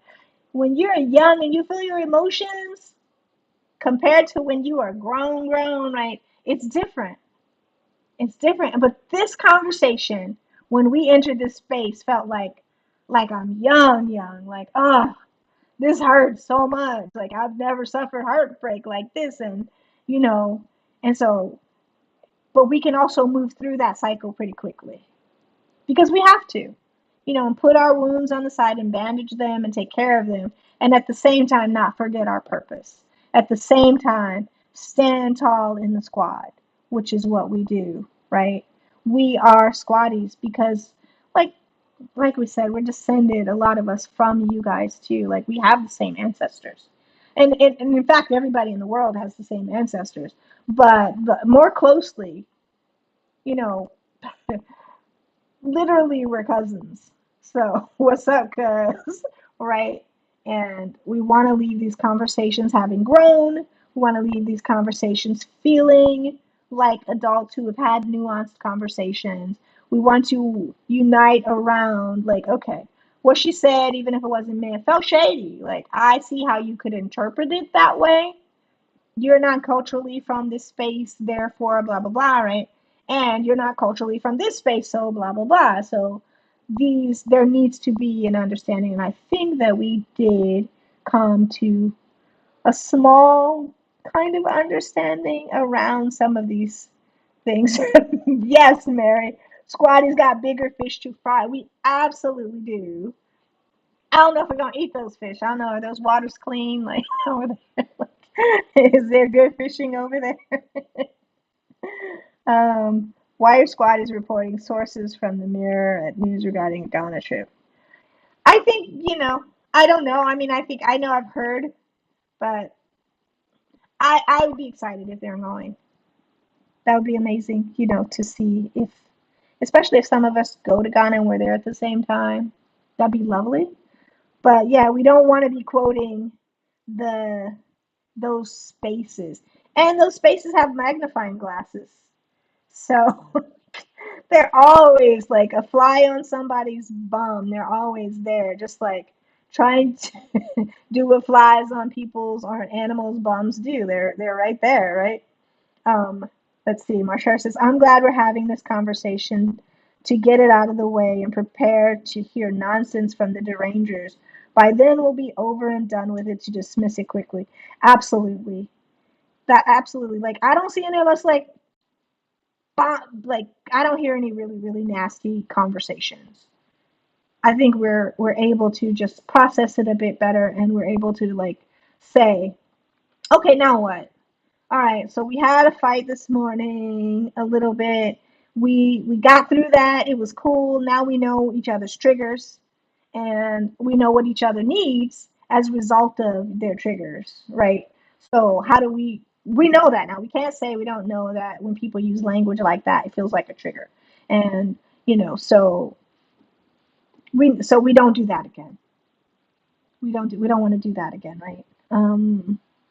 Not the fish in the sewer infested. That's what I'm saying. Like who would there are no leaks in Montecito. Susie, thank you for the opportunity to work through this issue with family.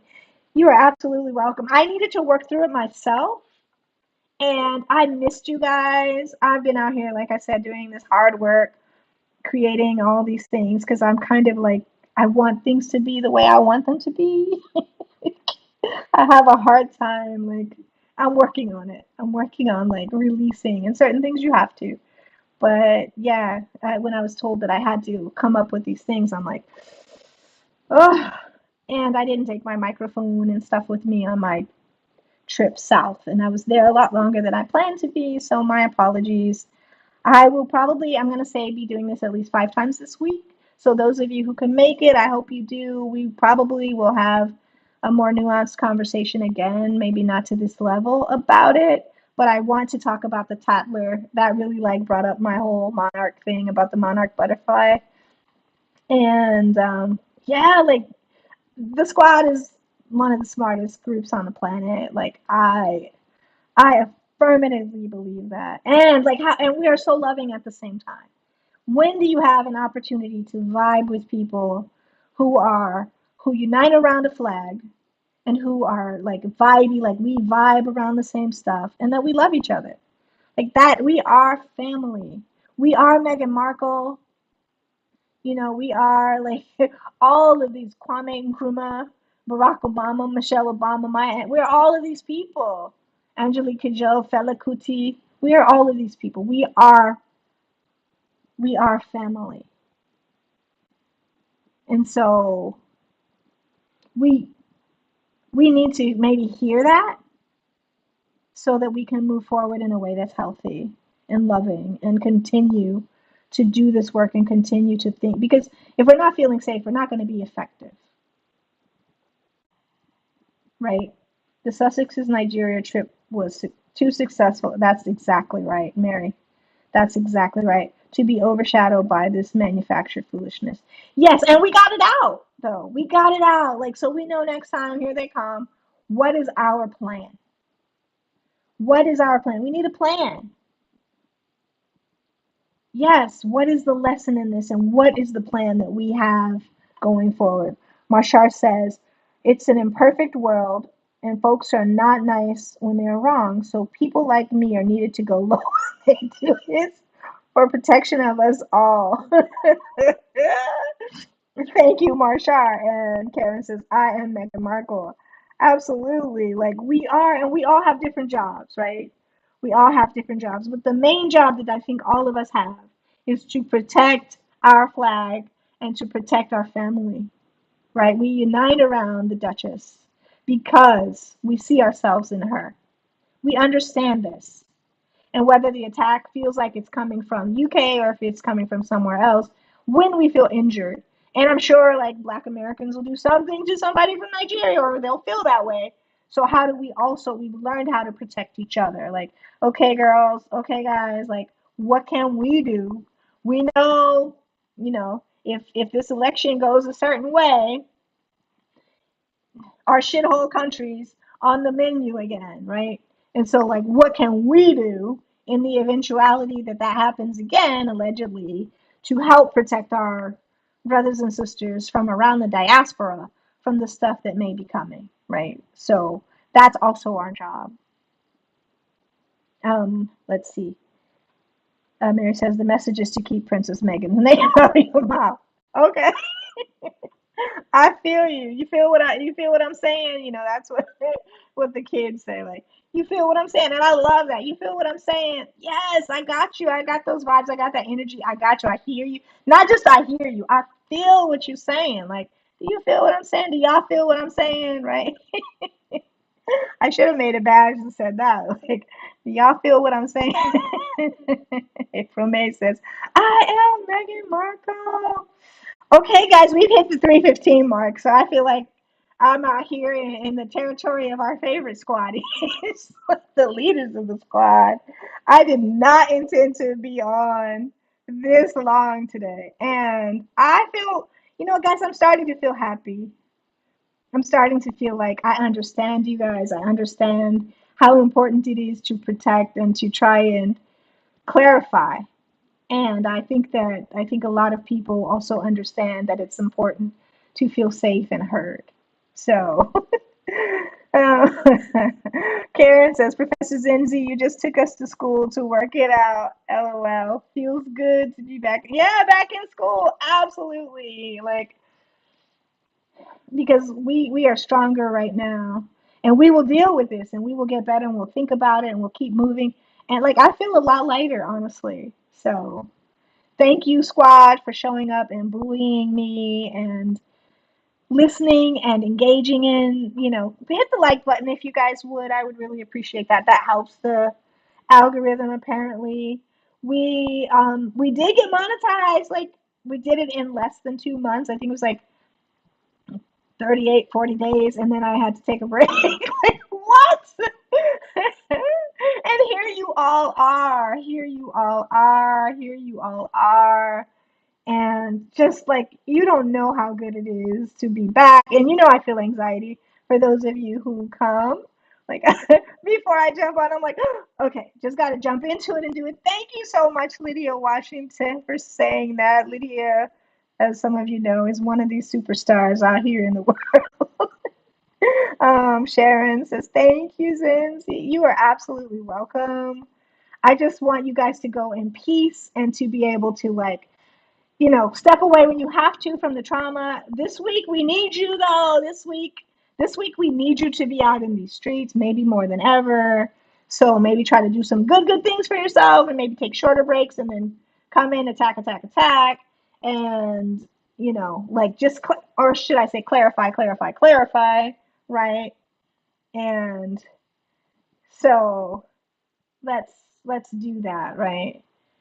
Let's let's just do that and go forward in a way that is just going to help shore us up emotionally. So, love to the squad. I love all of y'all. I love all of y'all. Y'all welcome at the cookout, right? We gonna have some jambalaya and jollof. We gonna have some crappie and some, you know, what else? What are some fish that you guys have over there? Like crappie, some bluegill, some. I'm not a catfish eater, so yeah.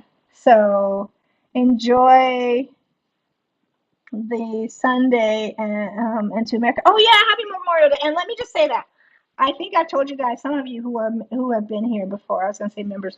Some of you who have been in the space before, who subscribe to the channel and who've come, that Memorial Day was created by African Americans to remember our dead Black soldiers and other soldiers who fought during the Revolutionary War to free the enslaved people. So we decided to go, our ancestors, to decorate these graves year after year after year, and that became known as a day to honor all wounded, I mean, not all dead people or people who died in battle. So Memorial Day again, like I told you, we be out here in these streets creating a whole lot of stuff, and that's another one of the things that we created. This, you know, and Juneteenth is coming up, and I'm gonna turn up on Juneteenth, right? I'm gonna turn up. I'm gonna have some good food. That's a holiday I really want to celebrate. But yeah, this is also. Let's see. Love you right back. Love right back at you. Thank you. Let's see. I felt so nervous this morning when I heard the video, but feeling much better from this chat with the squatties. Yeah. First woman embarrassed herself, not Princess Meghan. Okay. Yeah, she actually embarrassed Meghan. The quote would have. Yeah, so, but, we're used to that. We just, it harms more, feels worse when it comes from like a place that we feel like is a place of solace, especially after something like this that's so amazing. It's like, dang, really at the end of the trip, I got to get, this thing. I have to take this thing home. I found a snake in my bag or something. It's like, oh no, what am I going to do? Happy Memorial Day is created by Black Americans, and so is the concept of family reunions too. Absolutely. Yeah, and some of us will be doing that this summer too. I can't wait. We're looking forward to that. Belize is, it seems, I've always wanted to travel there. I've been to South America, but not Belize. Bye, squatty. Treat others the way you want to be treated, not embarrassed. It was embraced. It was embraced. If there's something under the heart, I can't see it. Mean, please. Yeah. So, all right, guys. I know I'm gonna probably have to go to the phone to turn the whole thing completely off. But I love the squad. I hope to see you. I'm gonna be here, like I said, this week. I'll be podcasting more. Very powerful analysis. Thank you. Bye, squaddies. Love you guys, all of you. Yep. Love you always. I'm gonna hit the exit button and I'm gonna say, take a deep breath. But remember to do that for yourselves. Remember, hit the like button, guys. Please, if you like the podcast or if you got something out of it, even if you didn't like it, but if you felt like something happened for you. Um, but more importantly, take care of yourselves. Take care of yourselves. Like, yeah, take care of yourselves. And because we need you in this battle. We need you. We need everybody in the squad, and we have to be able to have understanding and empathy and love to continue to do this work. I am Meghan Markle. Yes. Yes. All right, so I'm just gonna say what I think I always say is, and still I rise. I got the smoker smoking. How you go, Marsha? Out there in Texas, you might feel like Nigeria over there. It's kind of cool up here. It was 49 last night. I was like, what? So, yeah, and still I rise, and you may write me down in history with your bitter, twisted lies, dot dot dot, but still like air. I rise, we rise together. I am Meghan Markle. All right, guys, I'm gonna say goodbye because I will stay with you guys here forever. Goodbye. Thank you so much, Lydia Washington. Bye, everybody. Have a blessed day. All right, I'm exiting. Bye.